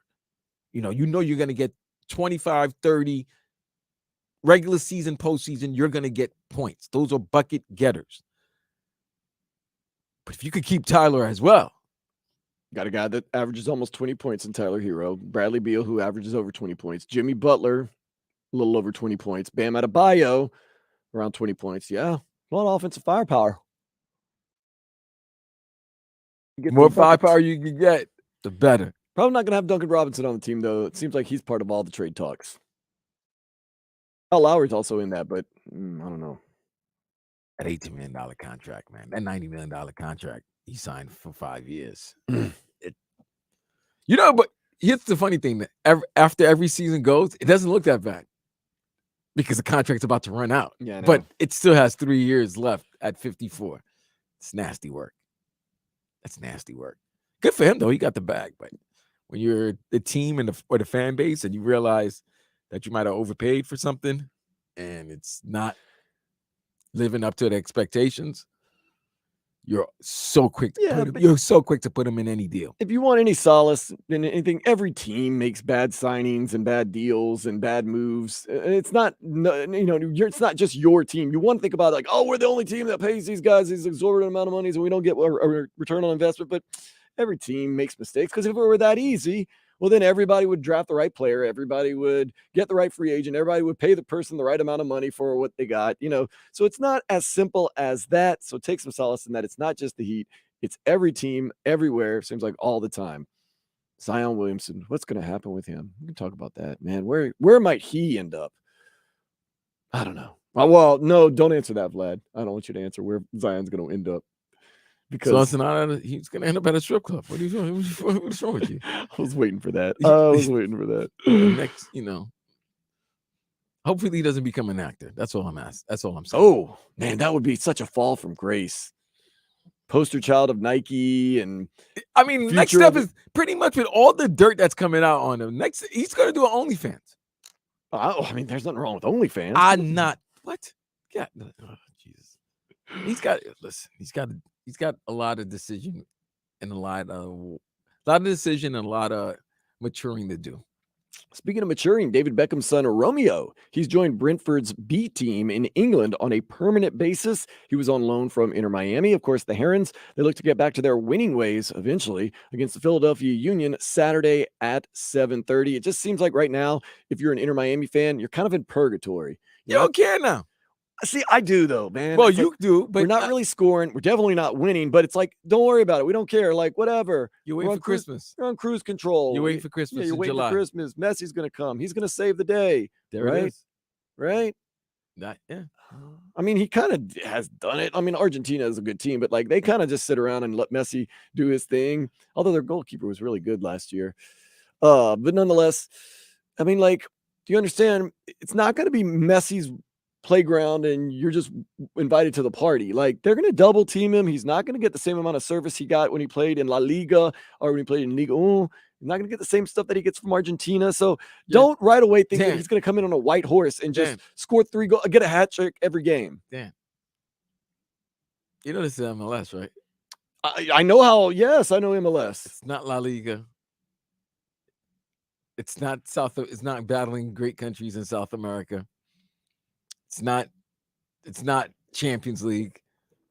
Come on, man. Messi could be 35, 36 years old. He'll be the best player on the field. Yeah, but mark my words. On the pitch. So therefore, yeah, you could double, triple team him. He's gonna make them look silly. This is a win-win. I don't see this signing. I don't see Messi coming to MLS playing for Inter Miami. I don't see how that doesn't work out. Mark my words. There's going to be people that are frustrated. Frustrated at what? At Messi. Why isn't he scoring more goals? Why isn't he doing this? Why? Because it's not that easy. I'm telling you, you'll see. Everybody's going to say, you were kind of right because he's not doing it. We thought he was going to have a hat trick every game and come in a white horse and save the season and we're going to win an MLS Cup and we're going to be the best team around. Just wait and see. I know Zlatan Ibrahimovic, he came in with the LA Galaxy and he made an instant great success. But then there's been other guys like Rooney that have come in kind of around in MLS. They're getting older. And MLS is a little more competitive than people give it credit for. They act like it's a friggin' softball beer league. It's not. I mean, these guys are really good. There's certain markets where it's unbelievable. These guys are on national teams all across the world. Portland, Seattle, obviously LA with El Tráfico. LAFC is unbelievable. Galaxy used to be great. Gareth Bale came in, had trouble even making the starting lineup at LAFC. Ooh, Carlos Vela. He's at the Golden Boot in MLS. He is LAFC's striker. He kind of had some words for Messi. What'd he say? Well, they've kind of gotten into it in the past because of the national Mexico and Argentina. They've had some games and stuff. But he basically just said what I said. He's like, don't expect this guy to come in here and take the world by storm. He is. And he said it in a kind of a nasty way. Well, I'm a hater. But you know what? Okay, well, what are you supposed to do? Oh, yeah, he's going to be here, best player. He's going to own us. Like, he's like, no. You don't have to say you own us because he's going to help the sport and help the league. But he said that.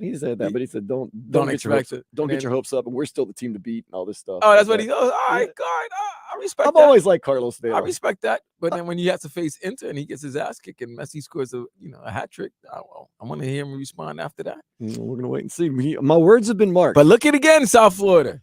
The summer, you'll have Messi coming in July. You'll have reasons to watch and reasons to enjoy sports throughout the year. And we're just waiting on the word for official Messi Inter Miami kits. They have not been approved. They have not been accepted. You cannot start making them legally. We're waiting. And they say as soon as they get the word, these apparel companies all across the world are working nonstop to get you your Messi kit. While I'm sitting online looking up Angel City shirts, hopefully not accidentally ordering a woman's shirt and ordering a men's shirt. I want to support the NWSL. Yeah. That's odd. I'm going to be wearing an Angel City shirt before I wear a Messi kit. Now, I already have all my Inter Miami gear. Don't get me wrong. Vice City 1896 represent. I've got an inaugural kit. I've got some shirts. I've got some Vice City 1896 stuff. I definitely have my Inter Miami stuff, but I'm not going to go out there and buy a Messi kit. I want you to buy a Messi kit. I don't need it. I'm not one of those fans. I've been there from day one. I go out there and buy a Leo Campana kit. Drake Calendar kit. Well, probably not Drake Callender. He's the goalie. You know, they're different colors and it's all that stuff going on. Well, you know you buying a Messi kit the minute that thing No, I'm drops. not. Still can't forgive him for what he did to France. What, beating them? Now you hating. Yeah. Happy Father's Day to Messi's dad, by the way. Let's move on. After day 3 at the U.S. Open, Ricky Fowler and Wyndham Clark sit atop the leaderboard at 10 under, one shot behind them. Rory McIlroy, they have yet to play today, but the final round has started out in Los Angeles. Who you think's gonna win? Angel City. U.S. Open. I still think it's Ricky Fowler. He's gonna go rooter to tutor. Why do I have a feeling Scotty Scheffler will win this? Because he makes moves, man. Yeah, Scotty Scheffler makes moves. He makes moves. Got to watch out for those He's 3 moves. strokes behind, but he's 3 strokes back. I think he can make it. I think he can win. He's been the best golfer over the last 2 years. He's the number 1 player in the world. So, yeah, man, it's gonna be interesting. Some good nighttime golf. And Rory's so angry right now. I could see him getting motivated and making some moves today too. Yes, that's why it would be nice for a PGA Tour member to win this U.S. Open. He would have a nice little soapbox to get on at the end of this if he wins, and maybe say a few things. Get a little loose of the lips, and say a few things. Liv doesn't care. No, they don't. But Rory, take your shots. You know what? You win the U.S. Open, take your shots. I'm pulling for Rory McIlroy now, just so he can take his shots. Shoot your shot, big man. I'm rooting for DJ. Okay. Okay. I'm rooting for DJ. I'm rooting for Dustin Jefferson. Even though I think Scheffler might win, but low key, I'm rooting for DJ because I really want to see how bad and how squirmish will the PGA Tour members look if another live golfer wins Owning them. a major. Yeah. We own you. Drop the mic, walk off with the trophy. God, it's crazy. Man, what are we going to call our stripper chicken wing vlog, Vlad? Do we know the name of it yet? I don't know yet. Maybe I mean, we should. this truly in culinary respect. That's why we're doing this vlog. Of course, it's about the cuisine. Culinary. Absolutely. I mean, it's culture. Come on, man. It is. South Florida. This is always about culture. I need to know where to get my stripper wings. I need to know where the best lemon pepper wings in South Florida strip clubs are. Yeah, we'll figure it out. It's a working title. We'll figure it out. Hey, listen, 567-0560 is the text. 305-567-0560. Texas. What should be the name? What should be the title of our strip club cuisine vlog? And the reason I bring that up is because Lemon Pepper Lou Williams has retired from the NBA after 17 seasons and 3 Sixth Man of the Year awards. I think Lemon Pepper Lou would definitely love the Tootsie Wings, man. Maybe we can reach out to him. He's got some time on his hands now. Absolutely. He'd be a good starting point for our vlog. No, he'll be our shooting guard for our vlog. He's a shooter. Oh man, is he? Let's go ahead and take a step into the day spa. Get this. A man claims he does not want to share his bedroom with his girlfriend, and furthermore, that it should be normalized so we can all get a decent night of sleep. All right. So he doesn't want to share a bedroom with his girlfriend. Is she that fine? I'm saying this. No, if she's that, because listen, I can understand. I'm not saying by the way, his thought process is definitely wrong. But if she's a dime, there's nothing, he's not going to be able to sleep because he's going to want to make love to his girl. You know what? This is what I'm saying. It ain't about sleeping, compadre. That's the problem. He might not be sleeping. I'd rather be a zombie.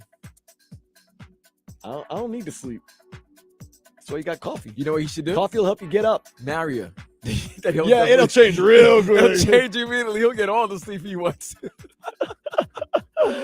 Up next, we're going to do some Dolphins talk. There could be a player whose days are limited with the Dolphins and maybe not someone you'd exactly expect, or maybe it's someone you would. We'll discuss it next here on Sports Day 560 WQAM.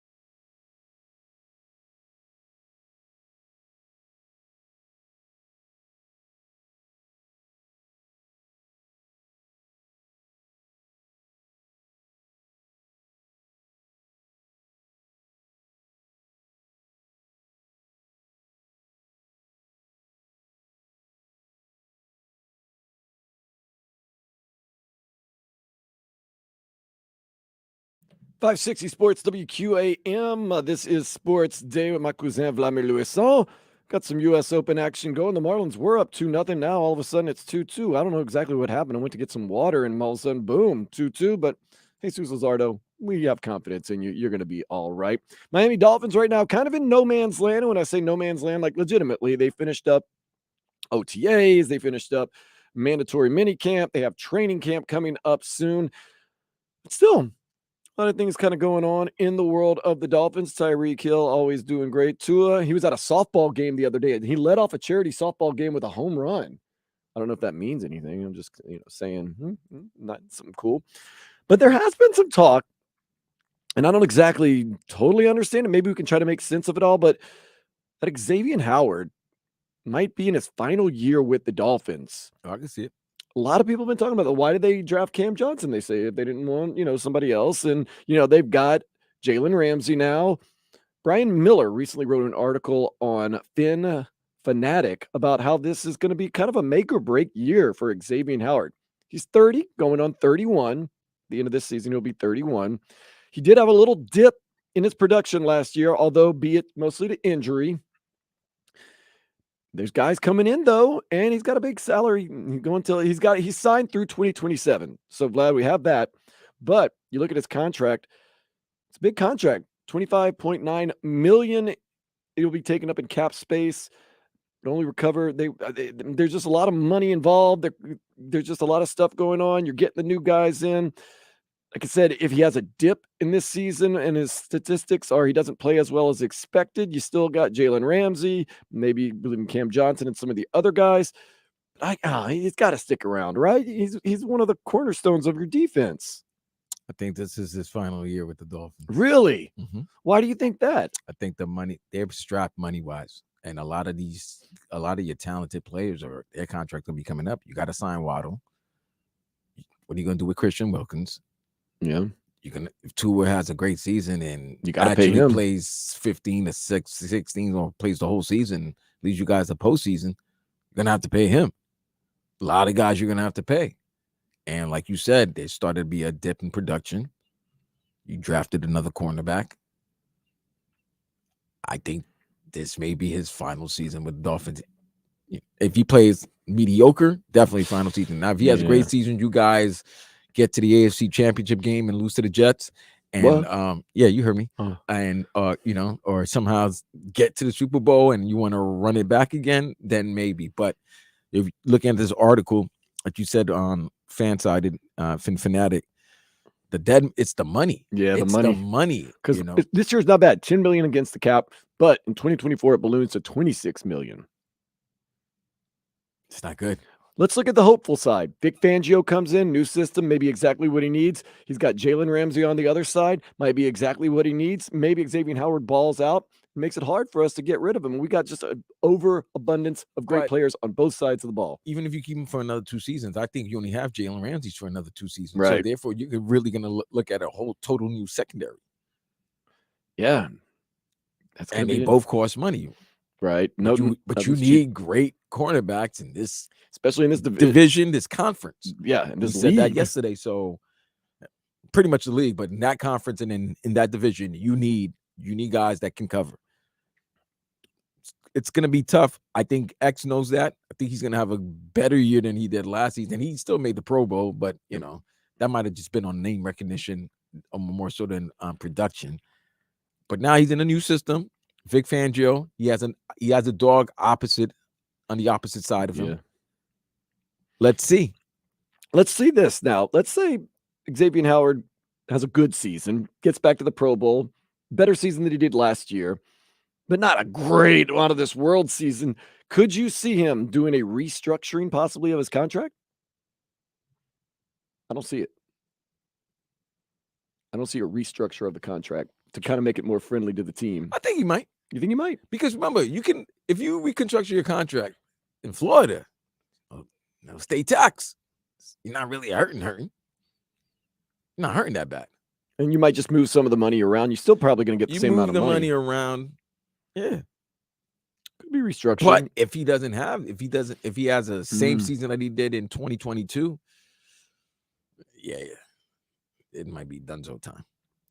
Yeah, that's what they're saying. If they were to possibly, part ways with them in 2024, the dead money would be 7.4 million. The savings though would be 18.5 million. So you'd have to eat 7.5 million, but you would save 18.5 million. I'll do that.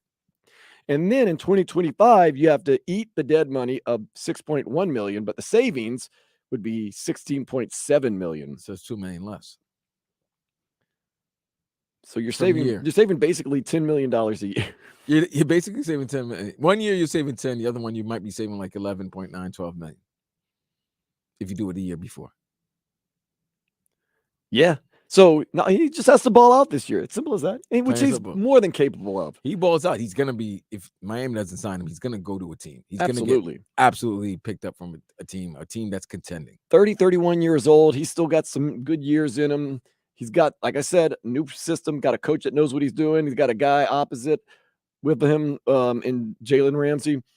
I could see it being a good year. And now he knows he needs to ball out and play well because the writing, it's not on the wall, but He kinda- hears you hear the footsteps, man. You hear it. You It's know one of those things. Yeah. You know what it is. Everybody, listen. Unless you're a quarterback, the minute you turn the age, when you 30. turn 30, you got to start looking at your player playing mortality, because certain positions, especially the skill positions, they start looking at you at the you're not even in the back nine. You're like you're in the 15th hole already. So he balls out and it shows that he still is that guy. He's still one of the best defenders, best cornerbacks in the league. He'll get picked up. The end of the article, maybe this is a little something for hope for all of us. I will say that I full expect to see a version of Xavier Howard on the field that plays younger and more instinctive. Vic Fangio's system fits Howard's skill set well, and with Ramsey on the other side, Howard should shine in Miami in 2023, and that could make his salary in 2024 look like a steal. Just like I said, it's all on X. If he shows out like the X we know, Which I think he can beat. he's good. But if it's the X that started showing a little dip in production, now we said it was injuries, but if you're healthy and you're still showing that dip, then it's not only injuries, it's, you're starting to lose a little bit of your game. Like every player, you hope he is 100% healthy next year, because that's all you ask is you go out there, you give it your best, you give it your all, you're able to give it your all, and let the chips fall where they may. I like the idea of him and Jalen Ramsey on both sides, on opposite sides of each other, shutting things down. Should be really exciting to watch and fun. It's going to be just great. We've got an offense that knows what they're doing. I expect them to do a little more of the run this year, implement a little bit more of the run this year. Who knows? Dalvin Cook could be coming, maybe not coming. We'll have to wait and see. But then the defense that can shut it down, it's a recipe for wins right there, man. You got a recipe for wins. They can't, of course, yes, you are playing a lot of good quarterbacks. You got Aaron Rodgers, who I do expect. Now, you don't say, oh man, you don't have the guts. You don't have the, I do expect him to be Aaron Rodgers in New York. Aaron effing Rodgers, man. I know. He's still got another year or two in him, I think. He's got 2 great years. Why he still got 3 years in him? It's Aaron freaking Rodgers. Josh Allen, someone did mention the other day, he hasn't looked the same since Brian Daboll left. Yes.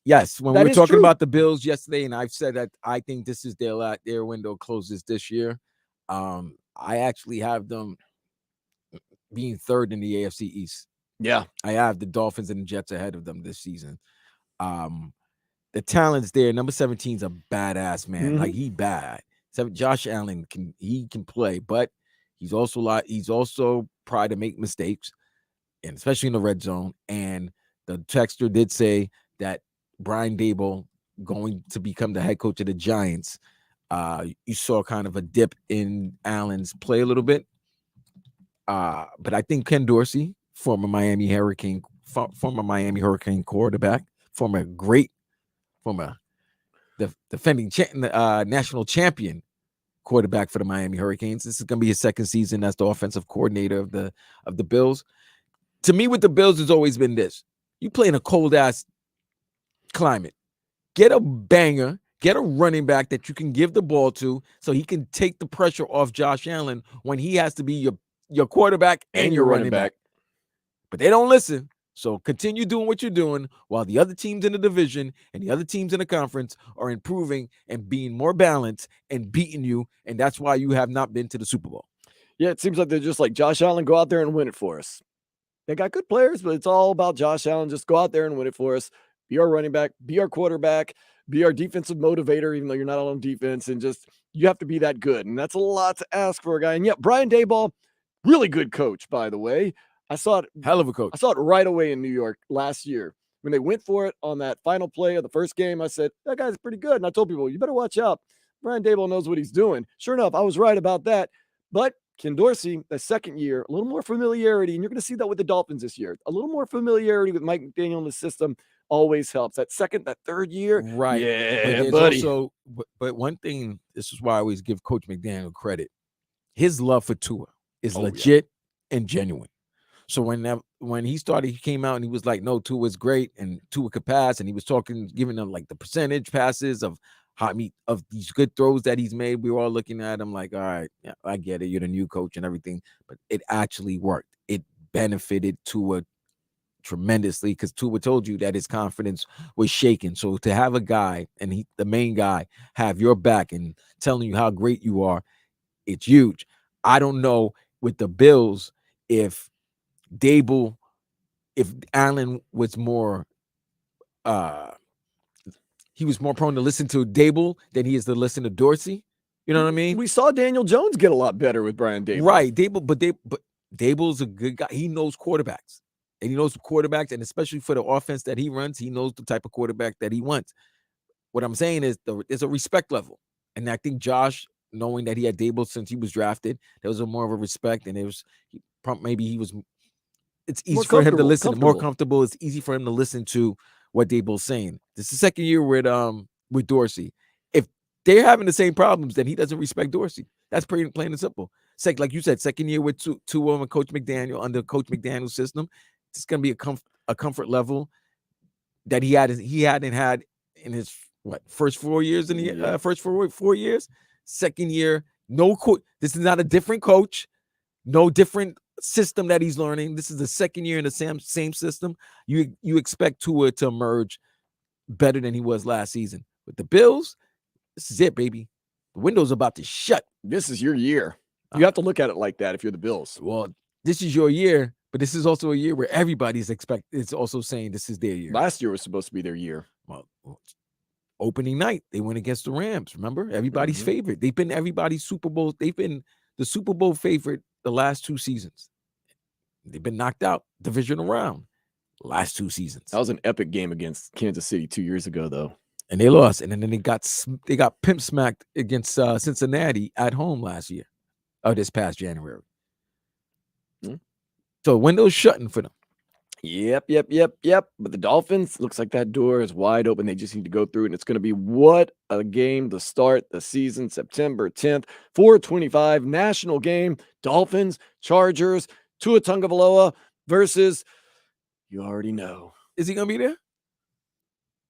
Who, Tua? Herbert. Justin? He hasn't gotten his deal yet. He'll be there. He hasn't gotten his deal yet. Let's see what happens. We expect him to be there, but yeah, the Chargers are going to decide to just not pay him. I guess it's still it's the Chargers. The Chargers will do Charger things. It is LA, man, La La Land. It gets crazy sometimes. We'll see though. But I expect the Dolphins to make a huge step up. I expect the Bills not to really move up. I expect the Jets to be a little bit better, and I expect the Patriots to be very average.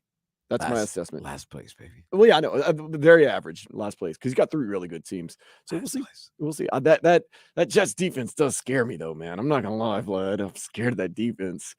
Nasty. As you should. Nasty. As you should.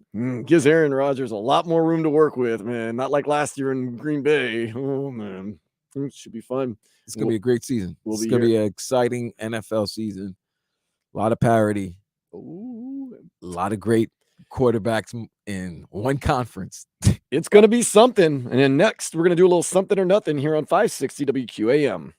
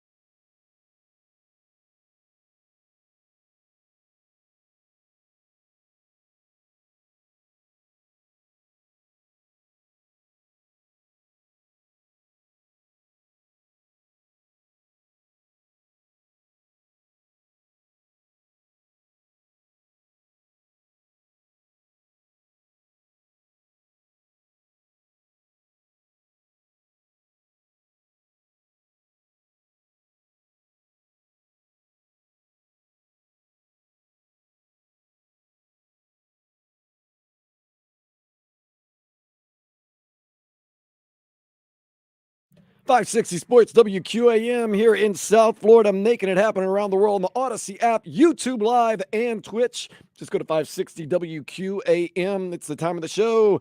It's Father's Day. That is always something, but we do a little something or nothing where I read off some of the things that are happening in the world. And Vlad, you tell me whether it is something or nothing. Going to get things started with exactly kind of how we got things started yesterday. Don't really love reporting on this, but it is in the news. West Virginia head coach and alum Bobby Huggins, he has now resigned after being arrested for DUI the other day. Is that something or nothing? Yeah, that's something. He didn't know where he was at, so it's not a good look for Bobby Huggs.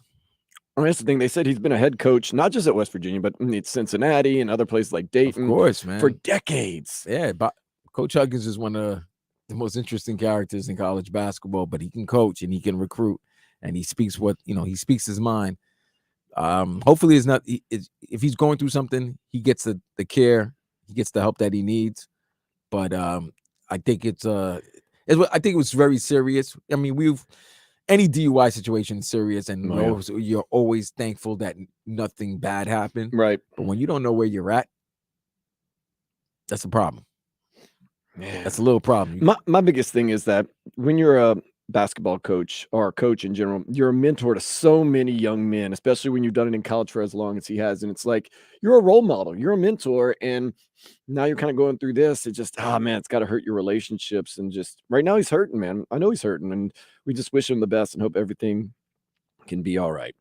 Former World Series MVP David Freese, he has declined induction into the Cardinals Hall of Fame. Is that something or nothing? Why is he declining? It's weird. He was raised in St. Louis. I guess he doesn't feel as though he's worthy, or he doesn't feel as though there's like no ill will where he's so it's not ill will towards the organization or himself. He just got, doesn't feel like he's worthy to be in that honor. Yeah, he got voted in by the fans and just said, I don't want to make it an issue. I don't want it to be a big deal. It's just I'm going to decline the offer. It's nothing. It's nothing because he didn't want to make a big deal. So if he doesn't want to make a big deal, then it's nothing. Okay, Trevor's saying he didn't like the person he was back in 2011. I don't care who you were in 2011. It's 2023. You want to put me in a Hall of Fame or a Ring of Honor? Let's go. Well, depends what the Ring of Honor is and stuff. And it's only been 10 years. I mean, I guess from what Trevor's saying, the Cardinals started their Hall of Fame Ring of Honor in 2014. So there's a lot of great Cardinals players and Hall of Fame players that play for the organization. So if he feels like there may be some Cardinal players that are in the Hall of Fame that have not been inducted, right, then he's like, he can wait his time. Then yeah, it's something. But if he said he's not worthy, it's nothing. Then forget it. Move on. I'm excited about this next one. Kourtney Kardashian, she reveals that she's pregnant to husband Travis Barker with a sign at one of his Blink-182 concerts in Los Angeles, making a reference that she was pregnant. That's how he found out. Something or nothing. That's something. Why can't you tell me right before I go and perform? Like, because there's this show called Keeping Up with the Kardashians, and they need content. It's something. Content over everything. She couldn't just. The Kardashians are so used to being in the TV and public eye. Content over everything. Can't just go to your husband lovingly, intimately, and tell him, "Hey, baby, by the way, we're pregnant." Or she probably did, but it was like, "Oh, let's make a big stink about it." Big sign. And my favorite Kardashian is Kourtney Kardashian, and I love Travis Barker. Blink-182 all the way, baby. Can't wait till they come to FLA Live Arena. But yeah, that's a pretty obvious move what she did right there. And maybe she did tell him privately, but got to make it flashy, got to make it interesting. Keeping up with those Kardashians. If she kills Travis Barker, I'm going to be so mad at Kourtney. Still love her. She's an all-time bad one, but still going to be so mad at her. The Grammys will only allow 8 nominees for their bigger categories like Album of the Year, Record of the Year, Song of the Year. What was the number just getting before? To be too much. What was the number unlimited. You just had to get a certain amount of votes. That's something. I don't mind that. Makes it a little more exclusive. I mean, I don't like any of these categories that you don't have 5. Just make it 5. What do you think was the 5 best like 5 best albums or 5 top artists? What's with the extended clip? I don't need the extended clip. 8's a lot. 8 is still a lot. 8 is a lot. That's what I'm saying. Go to 5. Makes me feel a little bit special if I get nominated. It means a little something. So when you have like 16 people, it's just like, oh, come on, man. How are you really breaking it down? Oh, man. Come on, man. New study shows that repeat signals from the center of the Milky Way could be aliens trying to say hi. Is that something or nothing? Say hi or stay high? Oh, the saying hi. Hello. Okay. Hello. Trying to stay high. Now they got other ways to do that. What do you think they smoking? They smoke some crazy stuff, man. I gotta be. I mean, I did smoke Alien OG before. Oh, You think the aliens are smoking like some OG? I'm sure. Primo. Not I think Primo, the aliens are Primo. going like to Jupiter. Yeah, they get it from those weird planets like like a weird- Neptune, like Uranus. Neptune? Yeah, they might even go to. I bet you. I Pluto. bet you Uranus got the best dispensary out there. No, Pluto, because it's not part of the solar system anymore. So they can. It's like the land of the lost, man. It's rogue out there. I want that Pluto. That Pluto OG might be crazy. Man, I was once again. You got to reel me in. I was going to tell you a story, but I remember it's not the right place and time for all that. Were you wearing a Vice City Girls jersey shirt? No. Okay. All right. A man faked his own death in order to prank his friends and family and arrived at his own funeral on a helicopter. Is that something or nothing? I don't know why you're laughing. I'm pissed. He arrived at his own funeral in a helicopter? Yeah, his dad was crying and everything. It was crazy. That's something. It's something you gotta be. You're a jerk, man. Yeah, that's the worst prank ever. Yeah, you can't be faking death, B. You fake your death. Your can't fake family, death. your friends are all. Yo, what's up upset. with you, Dan? Today you talked about a lady who's Uma Thurman in the coffin at her funeral where she didn't die, and then now you're talking about a guy who faked his own own funeral. It's all's well that ends well, right? Nobody's died How did yet. it end well? No one's died yet. Somebody might be. You're putting somebody through an emotional roller coaster. That's terrible. That's horrible. What if you caused somebody to perish? Yeah, because of your grief. Yeah, or that's terrible, man. That's a terrible prank. Oh man, but it's kind of funny though. Yeah, you were laughing it up. I was like, okay, good job, Vlad. A man goes off on his neighbors because they seem to be throwing huge parties every other weekend, but they don't invite him. Something or nothing. That's something. That's gotta bother you. I'd be pissed. Yo. Now, look, I've been known to throw some parties, especially in the college days. And what you would do the weekend before your big party is you would go to every single neighbor, knock on their door, text them or whatever, and say, hey, we're having a big party Saturday night. You should come. Because you don't want to not invite them. And then you throw this big party and people are going crazy and throwing up in your yard and doing all this. And then they're not invited. You got to invite all your neighbors, whether you like them or not. You know what I mean? Nah, you don't. Oh, no, man. Nah. But this has got to bother him. This has got to bother him. Well, the simple noise and craziness got to do that. So, Vlad, these are the two invitations, and you know who you are when you get it. Oh, Vlad, we're having a huge party. You got to come, man. Seriously. We're going to start at like 7. There's going to be food. There's going to be drinks. Bring whoever you want. It's going to be awesome, dude. Just seriously, don't miss out. Then you can get this one. Yes, so we were thinking about having a party next week, and I mean, I know you're going to probably be really busy, and I know it's probably not your thing, but if you can make it, if not, no. Once again, no problem if you can't make it. There's no problem at all if you can't make it. I wouldn't hold it against you. I know it is. One invitation is I really want you to be there. One is give me every and the reason other not to be invitation, the other invitation is I gotta invite you because we know a lot of the same people and a lot of the same you live people close, and I want you to complain and call the cops. That hey, they're coming over here and you didn't get the invitation, and everybody's gonna know something. But if you're busy, I understand. But yeah, you always want them to be busy when you don't want them to, when you really don't want them to come over. Or like if you show up for even if you can only show up for like a minute or two, just kind of say hi and leave the room. I'm okay with that, man. I'm really not mad at you. Last but not least, this one should get you a little upset. A dad was invited by his adult kids for Father's Day to a restaurant, and they asked him to chip in on the final bill. Wait, dad had to pay? Chip in. Ingrates? Chip Oh, in. that's something. Oh my God, I would curse these kids out. What was the point of bringing me out there? Why would you do that on Father's Day? And that's why I specified adult kids. Now I understand. But that's even worse. Your dumbasses should have money. That's what I'm saying. If you have like a 3-year-old and a 4-year-old, yeah, their kids aren't going to buy your lunch or your dinner. But adult kids, Dad, can you chip in? Or Dad, can you get the tip? Nah. He should leave. He should just leave. I would have left. Yep. Stop them. Oh, you know what? I would have paid for everything and then never talk to those damn rat bastard kids again. I mean, well, I am their father, so they wouldn't be bastards, but I would denounce them. Quote that right there. I would have paid and left them. I would have paid and left their rat asses bastards for the rest of their lives. Nah, man. That's ridiculous. I'm heated now. I know. Sorry, let's cool it down. That right there is something. The Marlins are up 4-2 on the Nationals in the 5th inning. Jesus Luzardo is 67 pitches in. His pops is interviewing, and just the apple of his eye right there. And hopefully we can get that W today and all feel good on this Father's Day. Up next, going to get you caught up with everything that's happening in the sports world, in the world, and a whole lot more. This is 560 WQAM.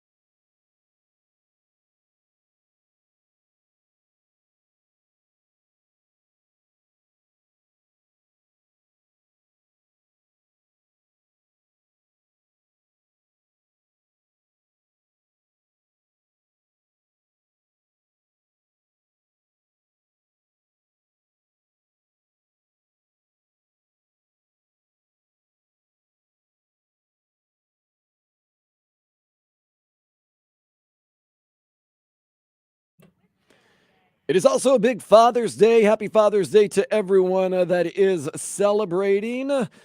Oh man, I'm starting to get hungry, Vlad. I haven't had anything to eat all day. I only had soup for dinner last night, so I'm trying to think Yo, bro, about. what's wrong with you, man? You starving yourself? Yeah, I kind of am, and it seems that way. So I think when I get done here, Jensen's liquor store, hit it up, my dude Manny, and then That's not food. That's oh, yeah, alcohol. that's right. That's right. You're not supposed to drink all your meals. I think tonight I'll make some pasta, throw some butter, some olive oil, some seasonings in there, do something like that. Load up. You doing anything special for lunch or dinner tonight? What am I doing? I think I'm going to my homeboys. Okay.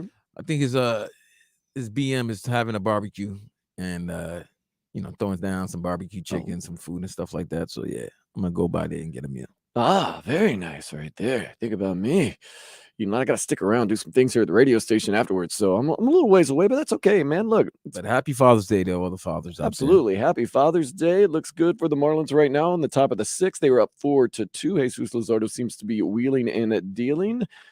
Yuli Gurriel gets an infield hit right there, and we're looking okay. So, talked a little bit about Xavier Howard, how he fits in with the Dolphins' future. We're hoping that he balls out this year and makes it very easy for the Dolphins to keep him going on the team. We looked at the Stanley Cup hopefuls for next season. That's right, the season just ended. The Vegas Golden Knights just had that wild, crazy party shutting down the strip in Vegas, but one article thinks that seventh best chance to win the Stanley Cup next year is going to be the Cats. I disagree with that. Talked about some of the reformation programs for the Heat. We realized that Dylan Brooks could be that reformation project for the Heat, possibly. Maybe the easiest route when it comes to a reformation project. But we wouldn't mind some Cam Reddish. We wouldn't mind Cam Reddish.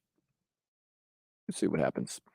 Nonetheless. Only Cam Reddish? No, who else do we have? We had Dylan Brooks. We had Dylan Brooks, Cam Reddish, Robert Covington. Robert Covington, and Collins. John Collins? And Thibault.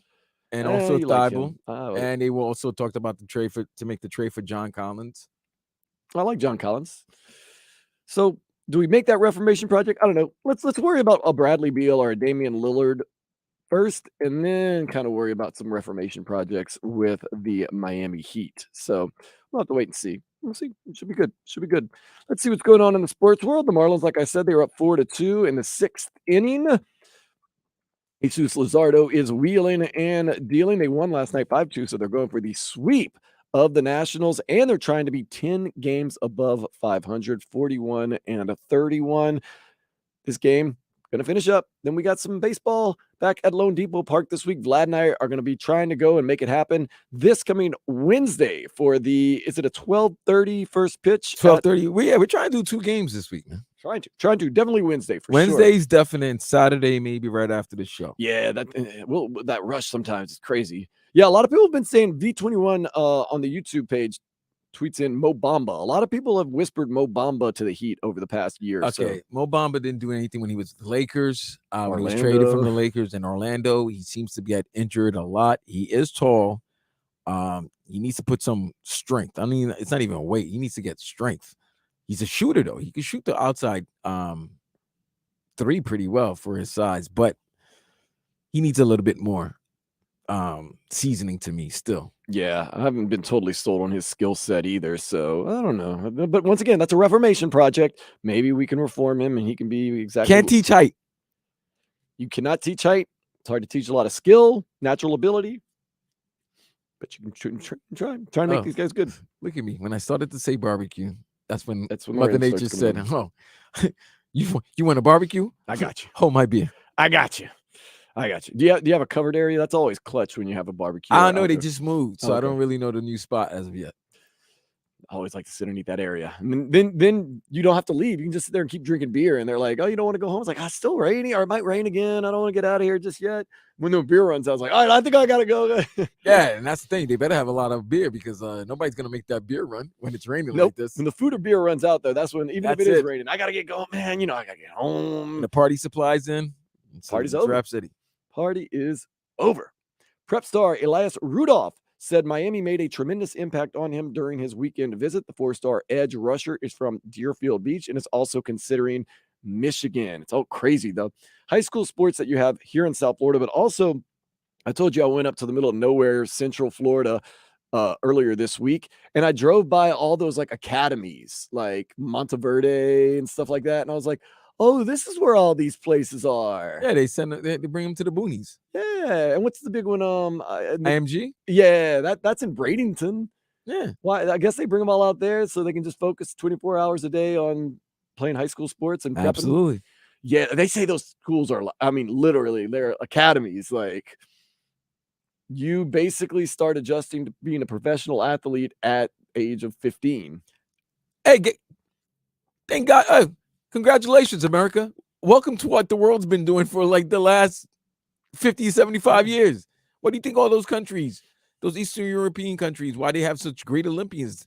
When they see a kid with talent, they send them to an academy. Yeah, Russia or the Soviet Union was very good at that. Like, at 8 years old, Absolutely. Germany, all the Eastern European countries were doing that. So, all right, great. But yeah, like, I mean, like you'd say, if your child was interested in art or, sculpting or painting, wouldn't you try to nurture that in them? If you have a child that has a talent and they want to do sports, wouldn't that be right to start nurturing them at a young age to, number one, they take like accounting classes, they take business classes. They don't take the regular curriculum because they're going towards the athletic curriculum, I just hope like they teach an them money. artist. I hope they teach them money managing. Yeah, they courses. take all that stuff. They learn from an early age. And you know what? They probably get a lot of life tools that help them out, even if they don't make it as a professional athlete. So I don't see really anything wrong with IMG or Monteverde or all these other places. If you're trying to live through your kid and pushing them to do that, that might be a little bit different. That's a little different. I understand. Yeesh. You always hated the overbearing parent that you could tell they were living through their kid. Hated that. So embarrassing. You know what's funny? You saying that right now, and I know your headlines, and you're about to mention somebody. David Beckham, his son Romeo, has joined Brentford B in England on a permanent basis. He's on loan from Inter Miami. The Herons, they face Philadelphia Union Saturday at 7:30. And that's not even the main one. The next topic you're about to talk about, that person's father is very, very intrusive and always in the news about his son. And he's cheap. CBS Sports reports that the Suns and the Heat are in talks with the Wizards about acquiring Bradley Beal. The guard has a no-trade clause, but would be willing to waive it if the right team came along. Well, it's shocking to hear a lot of these trade reports where Tyler Hero's name is not mentioned. Tyler Hero's name has pretty much been taken out of the equation, at least for Bradley I don't Beal. think for Bradley Beal. I think if Hero's going to be moved, his name is going to be mentioned for Dame. That is going to be it. I mean, yeah. I mean, I don't see how Portland can let Dame go without getting Tyler Hero. Right. After 3 days at the U.S. Open, Ricky Fowler and Wyndham Clark sit atop the leaderboard at 10 under. They're one shot ahead of Rory McIlroy. The final round is being played right now in Los Angeles. And unlike South Florida, it never rains in Southern California. Only 11 days in the year. I know. It's like clockwork. But those 10, 11 days it rains, bad. shuts everything down. Because they don't know how to drive in the rain. The mall closes. Everything closes. Done. Terrible. Delete. Shut down. They can't function. Like, literally, everything closes when I say rains, like what we're getting right now, way lighter than that. They get like what we consider a kind of a drizzle. They get a mist. They get a drizzle to light rain. Done. They're done. They get a mist. The wash is full. What we would consider a mist is what they get, and they shut it down. Like nobody can function. As a matter of fact, if you see anybody in Southern California like functioning through the rain, you know they're not from Southern California. They're transplants. They're transplants. Absolutely. And you see somebody like when it's misty outside or rainy trying to go to like a restaurant or a bar or the mall, you know that they're a tourist or they've just moved to Southern California because everyone knows the first sign of dampness, done. The day is done. They don't know how to function. It's crazy, man. It's absolutely great. Beautiful out there, though, man. Absolutely beautiful. Oh, man. Still waiting on approval for Inter Miami Messi kits. Once they get going, Messi's going to make another $1 billion. Ding, ding. He's already got a $1 billion deal with Adidas, and now every Adidas Messi Negra Rosa or pink Inter Miami uniform is just more money in Messi's pocket. Like I said, you mentioned intrusive parent. Oh, yeah. Academy. That's who I was referring to. Oh, yeah. So Messi's dad, I don't know him personally. He is his agent, though. So that probably saves a little bit. Messi makes more money than any athlete in the world. That's pretty good. Dad's his agent. I'll just put it this way. Scottie Pippen and Messi's dad have at least one thing in common. Look it up. What? He has lost a Pippen? He had lost a Pippen? No, that's not what they have in common. Okay. And like I said, both, what I'm referring to is not an urban myth because I have firsthand people, boots on the ground, that have verified that they have something in common. Just saying.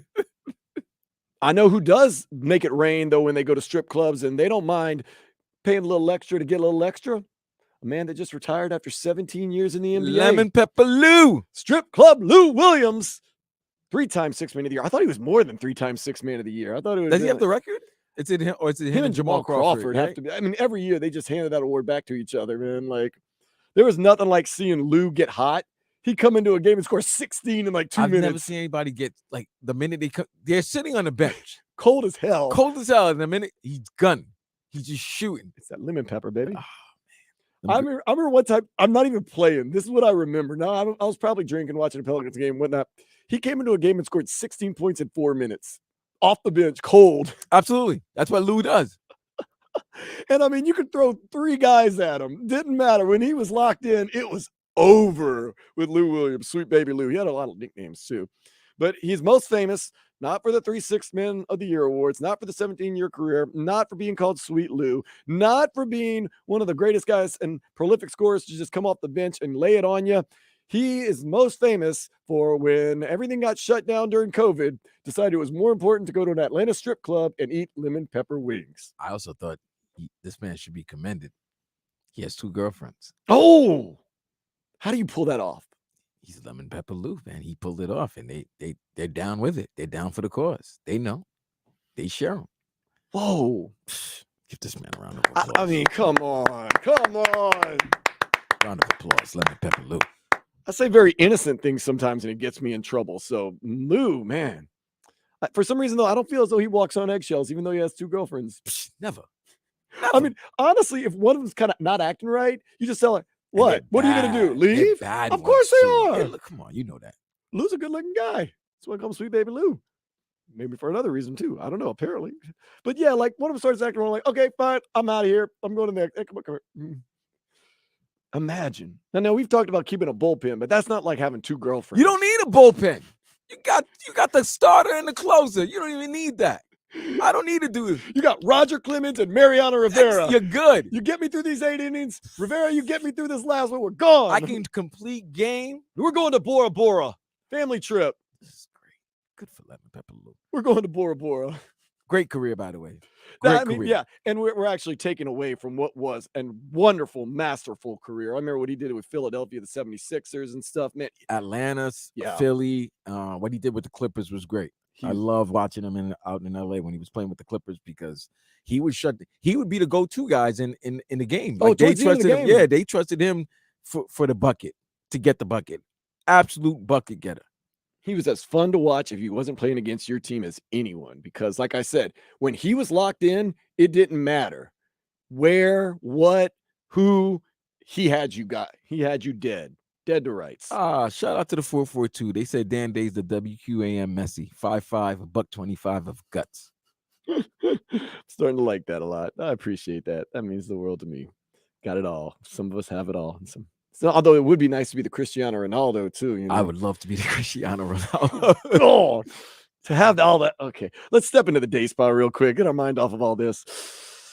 A woman says since her neighbors will not stop their dog from barking at 5 a.m., she in turn is going to make their lives a living hell later in the morning by making tons of noise and bothering them about every little thing. All right, let's break this down. Okay, go ahead. I dig the fact that she wants to respond with pettiness. I love it. Yeah, I get it. That's how you do it, I thought. But later in the morning, like how old are these people? Don't they have jobs? I don't know. Don't they work? Are they working from home? Because if they're working from home and you bothering them, that's good. That's good. That's good. That's good retribution. But if it's just like they're watching, The Price is Right, and that's it, man, that's nothing. But I do like a tit for tat right there. That's how you do Absolutely. it. You don't call the cops. You don't call the cops. Nah, you don't call the HOA. Nah, you don't do nothing. Excuse me, can you give your dog back? No, get him back. Now, when they come to you and go, You really need to keep it down. We don't appreciate I'm that. not that, even that." gonna And tell you- your dog to shut Yeah. up. Then they're like, okay, I got this. I got you. I'll do that as long as you keep your dog quiet in the morning. And guess what? Everybody wins. There's no cops involved. There's no HOAs. We're done. Good job by her. I respect that. I respect that. You know what else I respect? Fathers, especially on Father's Day. Vlad, up next, let's talk about some of the greatest father-son moments in sports history. Father's Day, Dan Day, Vladimir Lewis on Sports Day, Sunday, 560 WQAM.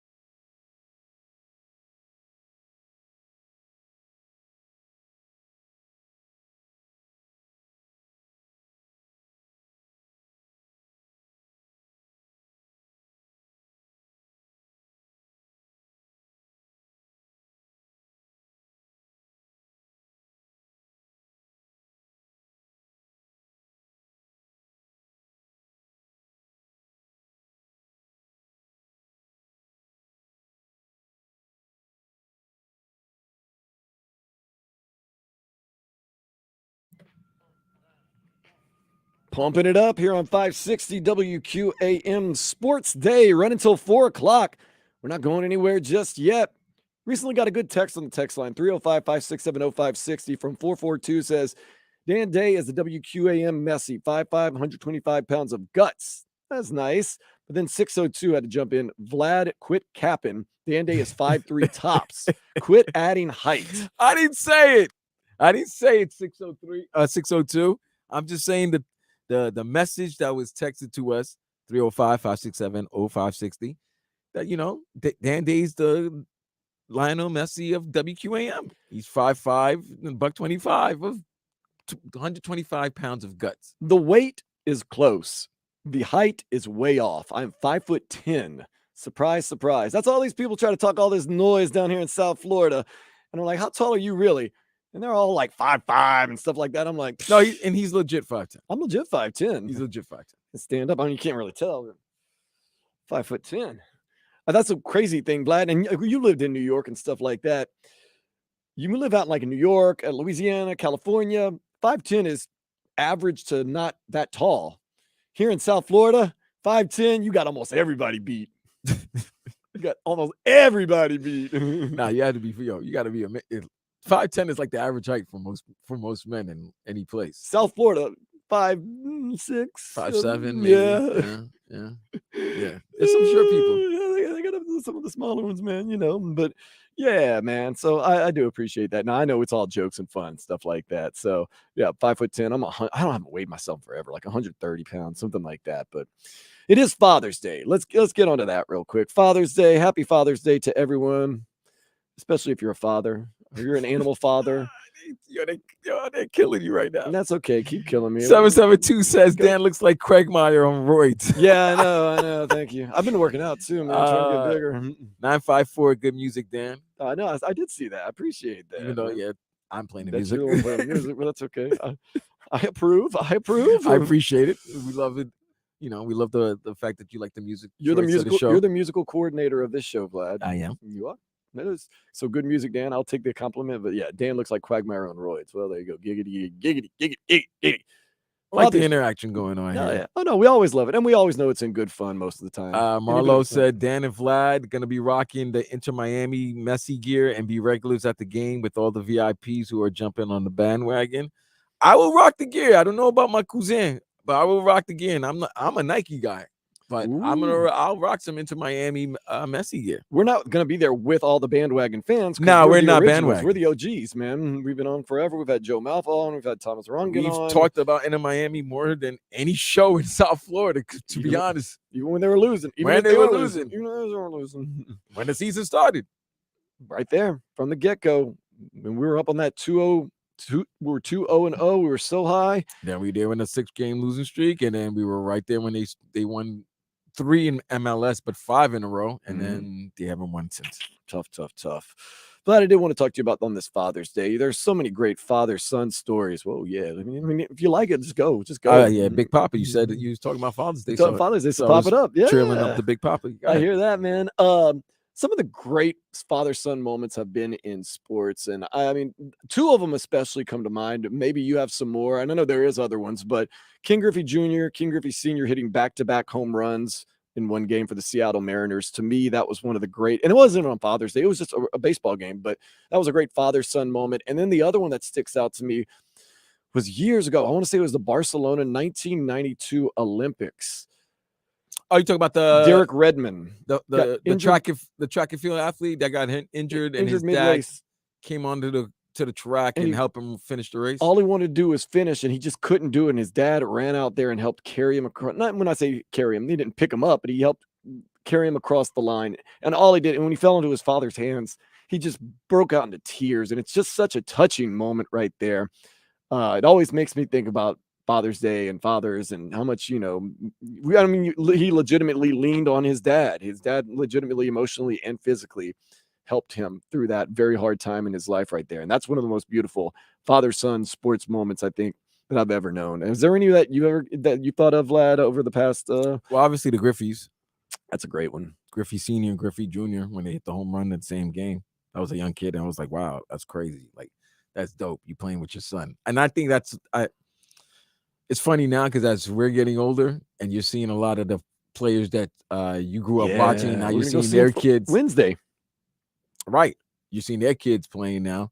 It's wild. You're like, man, I'm getting old, but look at the apple doesn't fall far from the tree. Tiger, 97, obviously, when his dad, the Williams sisters, because obviously the fathers were very voiceful and very loud in talking about how great their children are. And it's great when you see the manifestation happens when they're saying it like this is going to be the next star, and then that child becomes the next star. So seeing their appreciation of all that the consequences that their parents did. When Serena won, she walked all the way up to the stands in Wimbledon and hugged her dad. Obviously the Tiger, that's when 97 with his dad Earl. I'll even go this far, and he's controversial and he's kind of fallen out of the news lately, but LeVar Ball. Got to give LeVar Ball credit, man. He's crazy, he's wild, but you know what? All his sons made it to the NBA. Did you ever question that he didn't love his sons? No. Never. Did you ever question that he didn't try to do what was best for them in their careers? Never. Always. He was always, and that's a lot of the times people will say, bad father, bad this, he's controversial, he's doing this. But there were two things you never questioned. You know that he loved his sons, and he was looking out for their best interest. So say what you want about LeVar Ball. I know it's aggravating. It's kind of an act a little bit. But with that being said, the Fielders, let me act Prince and Cecil Fielder also. Oh, yes. Yeah. We're trying to go Wednesday to this Marlins game where you're going to get Vladimir Guerrero Jr. and Bo Bichette, Dante Bouchette's son in there. And I'm sure there's going to be some other father-son or sons that are going to be, second generation or third generation baseball players in there too. Just not as big name as those the next guys. 3 years, we might see LeBron and Bronny playing against each other or with each other. I'd love to see them playing with each other. I know some people think that's, disgusting. I don't know why they don't like LeBron James maybe, but to see a legendary dad play with his son who's good enough to make it to the NBA, I think that'd be absolutely awesome. I love it. Trevor's talking about the Biggios. I mean, the Ripkins, we saw. Yeah. We saw Cal. He also had Billy. I mean, that was great to see the brothers play, but they were all because of their dad. Yeah. Senior was a great manager. And I actually saw it's Sandy Alomar Jr.'s birthday today. The Alomar family's Roberto, Sandy. Yeah, so Sandy and Roberto played together on an all-star team, and their dad was a Major League Baseball player. Let's talk about the Molinas. Yeah. I mean, dude, you're a father, and all you do is produce unbelievable catches. Barry Bonds, Bobby Bonds. Barry and Bobby. You got that? No, I will say another moment, and I'm bringing it back to... sorry to cut you up. Local. Got to give Keith Kachuk credit, man. Yeah. You got Matthew and Brady. Keith Kachuk, happy Father's Day to you, bro. You've got two great... You were a great hockey player, and you produced two other great hockey players. Yeah. No shame, no problem with that. I do remember one time getting back to LSU, College World Series. One time, National Player of the Year, Brad Cressy, was batting for LSU. They had gotten to the College World Series. I think it was game 1 or 2 of the College World Series. And his dad was actually a bullpen catcher for the Dodgers. He had taken some time off. He wanted to go see his son play in the College World Series. Brad Cressy comes up to bat. They're interviewing the dad about the Dodgers and about Brad and about LSU. And lo and behold, Brad Cressy hits a home run while they're interviewing his dad. And his dad was so proud, and his dad was crying. And like I said, let me ask you this. What's a better moment? When they do that report, with the dad or with the mom? Oh, it's got to be for something like that, the dad, man. It's got, you know how crazy they go when it's the mom, and they talk to the mom, and then the child does something crazy, does something good, and the mom goes crazy.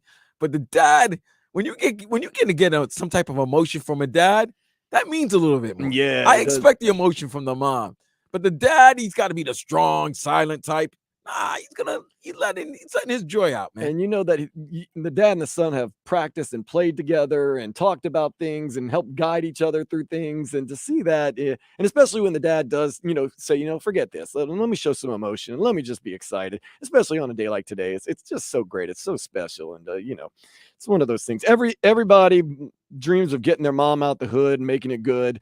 But, the dad showing emotion and being great, that's a big thing too, man. That always gets me very excited. And I'm also going to give a shout out to mothers who had to be fathers. Yeah, mothers and fathers, yeah. Yeah. It's a tough job right there. When you had to play both roles. Shout out to them. You got to be strong. Sometimes mothers can be tougher than the father. I can definitely tell you that.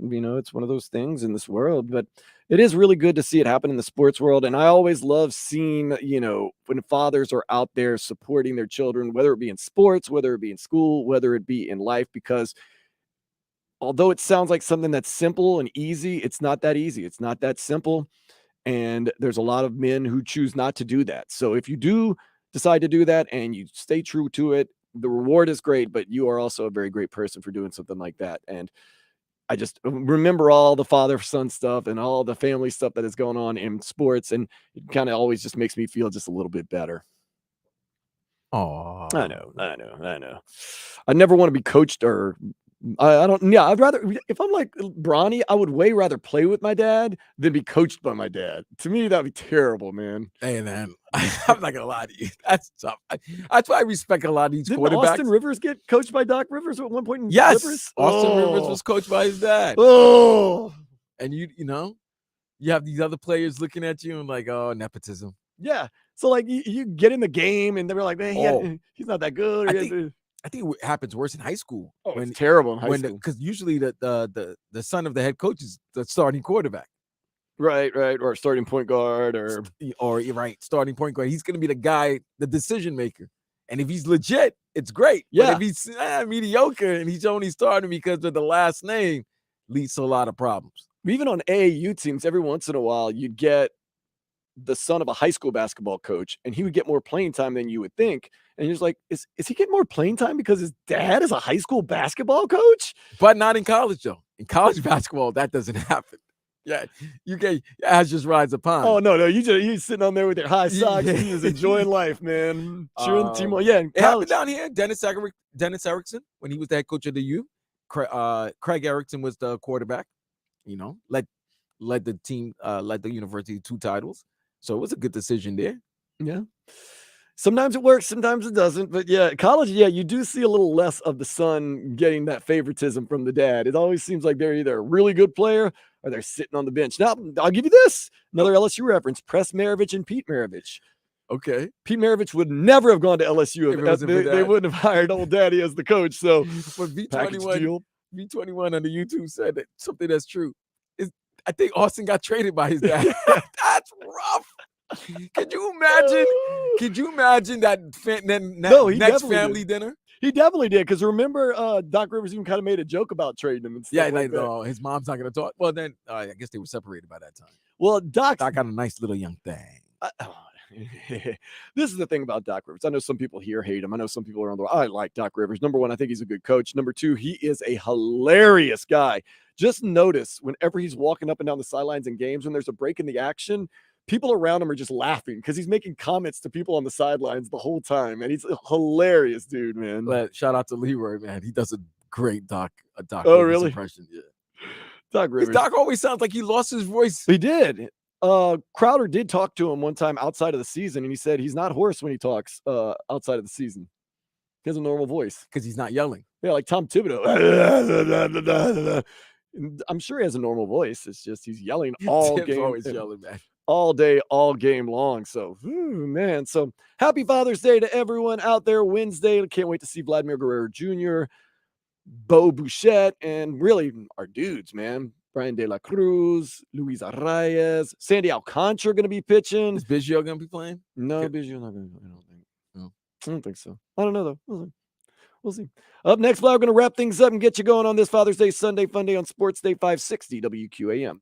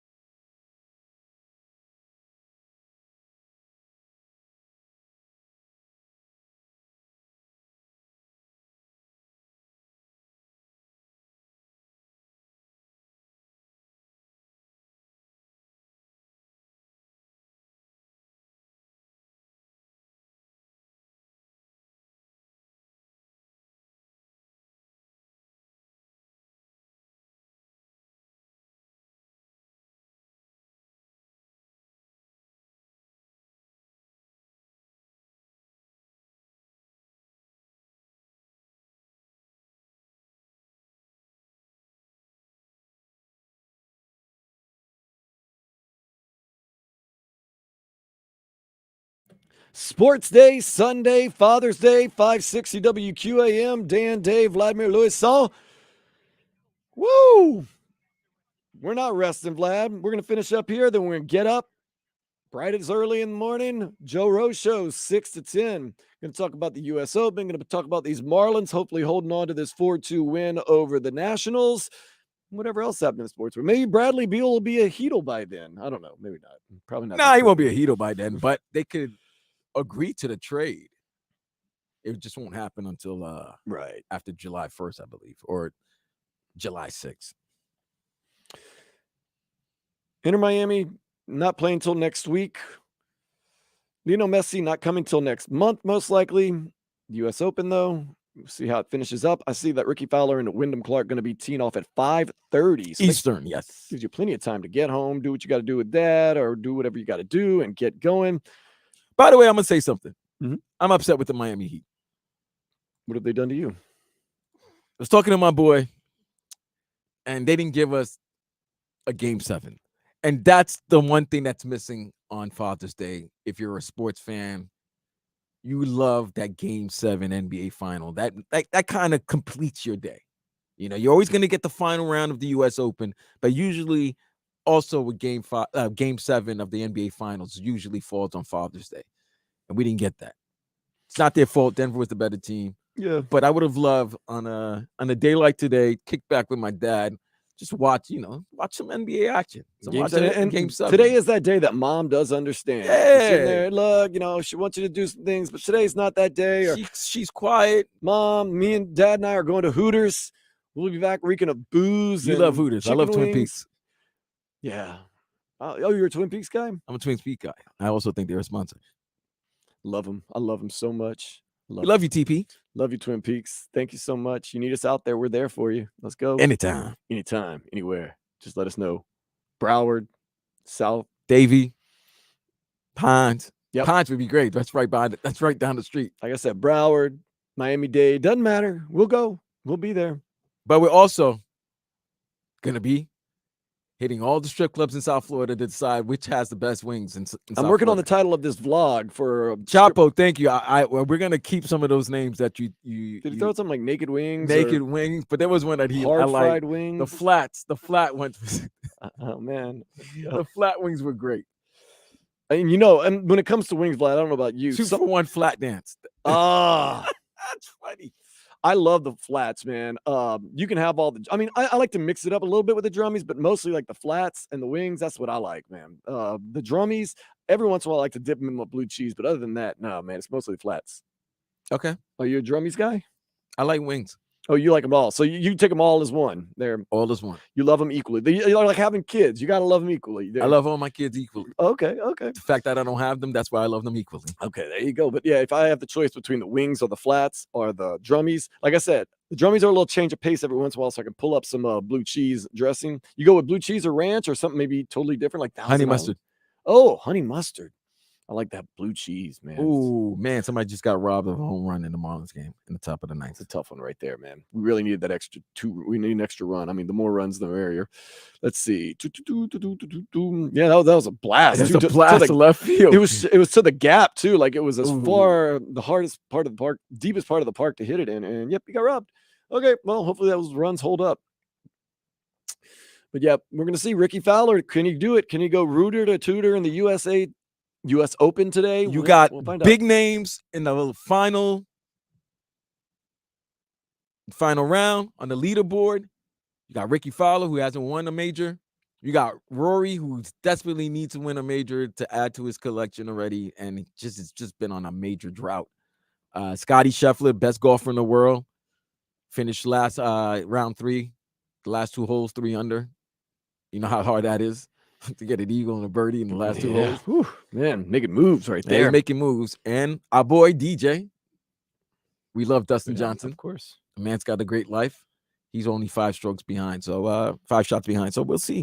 It's gonna be a good final round. So we're gonna talk about it all tomorrow. Like I said, bright and early. That is going to be at 6 o'clock right here on 560 WQAM. You're gonna be doing some stuff with the Joe Rose Show Tuesday and Wednesday. Am I correct, Vlad? I am here for the Joe Rose Show Monday through Wednesday. We're walking you through our week. Then Wednesday, Vlad and I, we're going to most likely, I mean, we can't say 100%, but close to 100%. We're going to be out at the Marlins Blue Jays game. That is going to be a 12:30 first pitch. Absolutely. Hit us up on social media. We'll let you know Yes. where we're going to be, where we're going to be sitting, what times we're going to be at different places. That's going to be an unbelievably And great you're game. at Dan Day where? Dan Day Radio. And I'm at Vlad 2078. And then Wednesday, Thursday, Friday, you're going to get Sports Day at night from 6 to 7. And then Vlad and I are back on Saturday and Sunday, noon to 4. So that's kind of how it breaks down. We appreciate everyone that's been jumping up on the Twitch and YouTube live. That is at 560 WQAM, of course, on the Odyssey app, and 560 WQAM. And we've got a lot of crazy clips. I've actually gotten organized in my life, Vlad, and I write down certain stuff that I want to capture video-wise. So we're going to send out some snippets of some of the highlights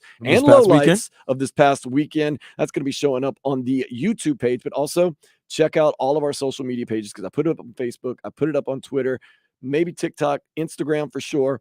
Anything. Now, like I said, I'm still working on OnlyFans. I kind of got to get assist on that one, maybe some help on that one. But I will be on OnlyFans one of these days. You already know what my handle's going to be, but if you need it, just let me know. I'm just worried I won't get subscribers at first. It's going to be. But I mean, you know what? You also, if you subscribe on the OnlyFans page, you may get some behind the scenes content of you and I going around South Florida trying out wings at different strip clubs. But that vlog's going to be free.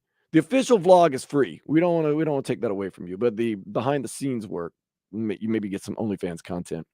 We might just get me telling jokes. I don't know, one or the other. I haven't quite figured. It's gonna be a growing type thing that we're gonna be doing on this OnlyFans for me.